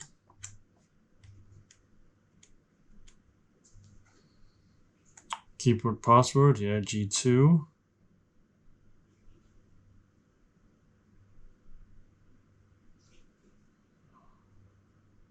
There's no XP, G1, sorry. Yeah, the Dugorian writing desk in the library is missing its inkwell and the marble head of Mr. Bertram Hugna. There are many books here that might be read by lantern light. So first I'll do the lantern light, which is 81. So G81. You search the library with your lantern and find the biography of Bertram Hugna. Oh, we already did that. Yeah, his own blood. Use another item, which will use 5687. The statue head fits roughly into place on its pedestal, completing the bust of Bertram Hugna. You also place the empty inkwell on the Durgolium writing desk. The poet's workspace is assembled, but the quill that sits on the desk cannot do its work with no ink. You feel an otherworldly presence floating in the air around you, with a deep desire to write. You tug the statue head and empty inkwell back into your pack. Return 1 stamina. So I use the stamina and then return it. So I'm supposed to fill the inkwell. Where? Maybe in the graveyard. So I'll go back to the graveyard to A. A1. Zalik stops you at the iron gate and tells you to show him your eyes, neck, and teeth. After assuring yourself that you are not infected, he asks you about the progress of your mission. Vampire's execution? No. Vampire's prey? Yes. So A4. Oh, wait. This is going to end it. That's not what I wanted. Well, I guess I'm going to have to just do it. So I guess that leaves some stuff open for the next playthrough. You tell the commander that you were not able to slay the creature. Zalik says nothing in response. He opens the gate, turns his eyes away from you, and begins the march back to the surface. This is not a good sign. If he were simply angry, he would berate you. This is more than anger. Zalik is afraid. Turn to the end. Okay, the end. You follow Zalek up the stairs and across the graveyard, making your way back to the barracks. Your march takes you along a ridge that looks out over the city. Sabek is a port city, and as dawn breaks, the bay turns from black to gold. All is still quiet in the capital. Only farmers and fishmongers preparing for the day's market are up at this time. During this quiet transition, you reflect on your night's adventure. So, which titles did you earn? Read each section below. So, Vampire's Prey. Somewhere in the world there is a powerful vampire who hopes to kill you. You have failed in your duty as King's Guard. Still, something about the vampire makes you curious. He was willing to risk a great deal to obtain those ashes. The remains of the eldest vampire must contain some portion of his spirit. If so, Rokta might be able to resurrect his sire one day. Lady Emilia's Sorrow. There will be grief this morning in Sabek. Zalek has delivered the body of Corina Duntham to the palace guard, who will carry her home with reverence. It might also be a sad day for you, if too many questions are asked about how the young woman died and what your role was in her demise. Even so, you defended Sabek nobles from vampiric infection. Whatever the politics, you have done your duty and can take some comfort in that. And then I have nothing of this. Crete's Hunger. You fear that the other young nobles you met may have been infected, and you find their attitudes most disturbing. That they would flout danger and even actively seek out vampiric infection bothers you to the core. Nobles live a protected life here in Sabek, even with their proximity to Undercity. They did not see the horrors of war during the Dragul invasion, so they have the privilege of entertaining romantic ideas about things that should cause them terror instead. You cannot help but worry about what might become of the Royal Council, or even the king himself, if they become infected. Then both Maula's respect and Masik's esteem. You befriended several members of the Starlit Door, the secret organization that appeared to be plotting against the crown. They possess deep knowledge of Eulos and its relationship to other planes. You expect there is much you can learn from these new friends, but you also fear that your position with the King's Guard may be in jeopardy once your association with the Starlit Door becomes known. Starlit Hope. The mission that Masik gave you to discover the mystery of the library was intriguing. You can't help but wonder what other mysteries are known to the Starlit Door. Their plans for Sabek should transpire soon. They told you to meet them at the Temple of Eulos, where there are idols to the gods of every race. The purpose of the Starlit Door's plan still eludes you. Conclusion. Your musings are suddenly interrupted when an explosion breaks the morning peace and a massive cloud of dust arises from Taron's arena in the city below. Screams in the streets tell you that something has escaped the arena and is beginning to make its way through Sabek. It appears that the Starlit Door plot has already begun. So, you can advance your character and then clean up the adventure and save your characters. Then we also have the 10 Tasks for You Who Would See Azima's Return by Bertram Hugna, Esquire. Circle a lake of blood and ash. Find the girl where two are one. Purge a fever. Be not rash. Enter the palace all undone. Seek your freedom from a tomb. Rid a tree of vile ghost. Make a path where spirits bloom. His ring to whom you love the most. Ride a giant through the veil and find our knight immortal. With blazing helm and sword step forth to draw Azima from her portal. Okay. So, let's see what I can do. I think it's going to be quite disappointing. Not on the money front, but definitely on the experience front. So this can go back on the stack. So, the usual steps. Dun dun dun. Advancements. Prepare the markets. So, shuffle each of the 5 market decks. Armor, weapons, skills, traits, and scrolls, and reveal the top card of each deck and place it face up.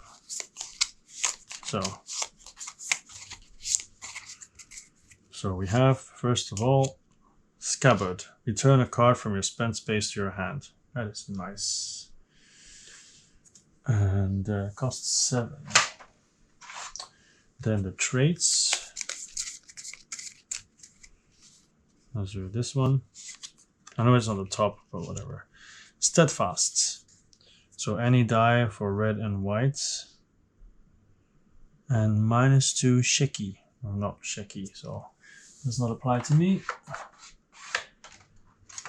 Skill.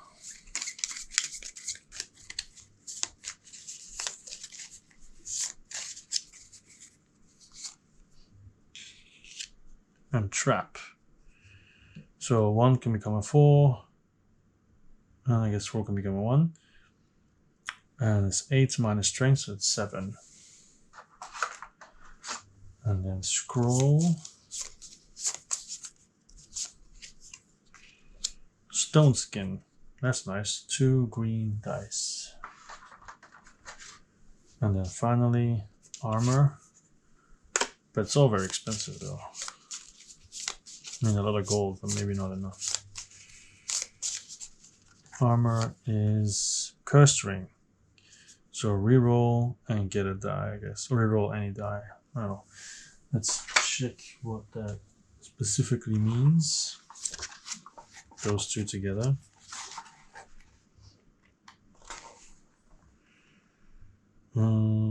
Just means any die.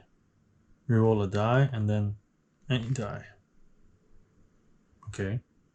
Oh, it just says reroll any die. Okay. Alright. I thought that also meant reroll any die.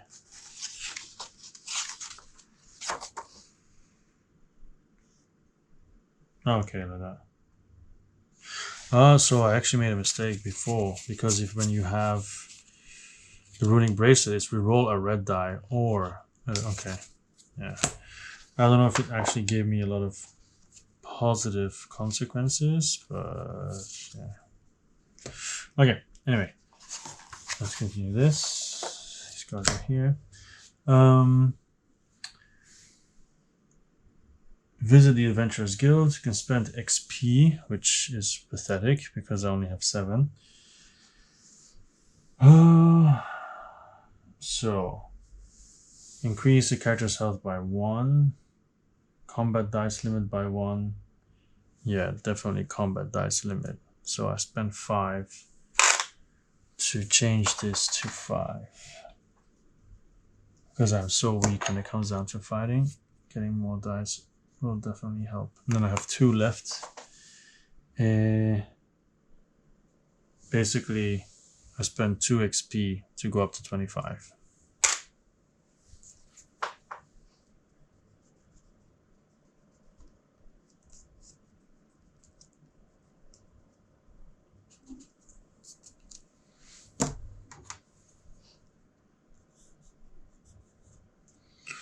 Alright. And then visit the market. So how much gold do I have exactly? 3, 4, 5, 7, 10, 13. 13. And I can always sell cards, right?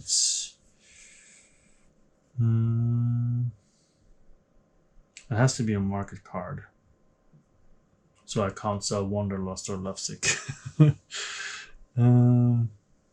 Alright. So is there anything that I think is kind of useless that I have? That has a cost? Oh, really? So, once again, 13, right? 2, 4, 5. Yeah, 13. So maximum I can get is like 2. This one's actually 7. So I have 13. I like the stone skin for 2 green dice, even though Constitution doesn't really come up a lot. Steadfast is okay. Change any color to red or white. I guess it's fine. Scabbard is very useful. So it's 7 for the scabbard, and then I have 6 left. You can get scabbard and steadfast actually. But I can trap though. That would also be 7.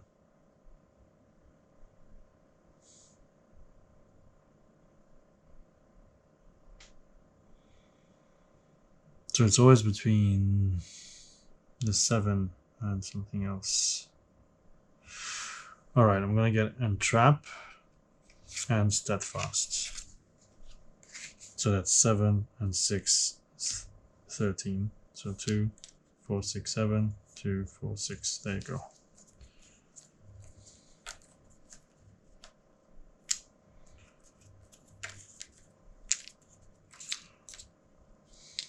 Actually, I would want to increase my play limit.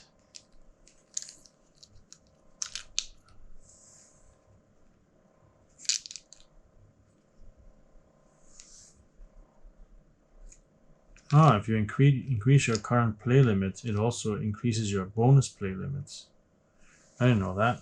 It says, for 5 XP, increase your current play limit plus current bonus play limit. So basically it'll be 5 2. But then I wonder, didn't I increase my play limit once already? Or do you start off the game with just 3? Oh no, you start with 4. Okay. So shouldn't I better increase my play limit instead of my dice limit so I can use more cards?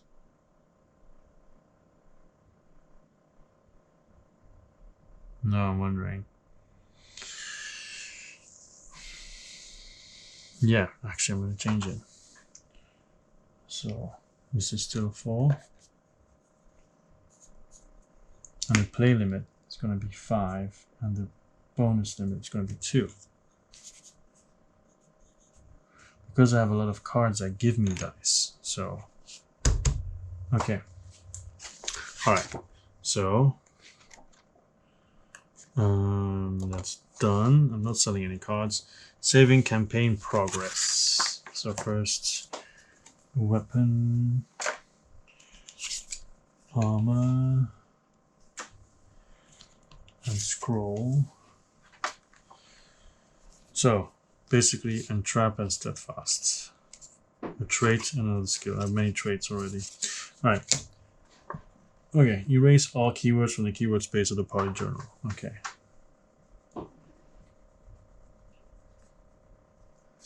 Gone. Done.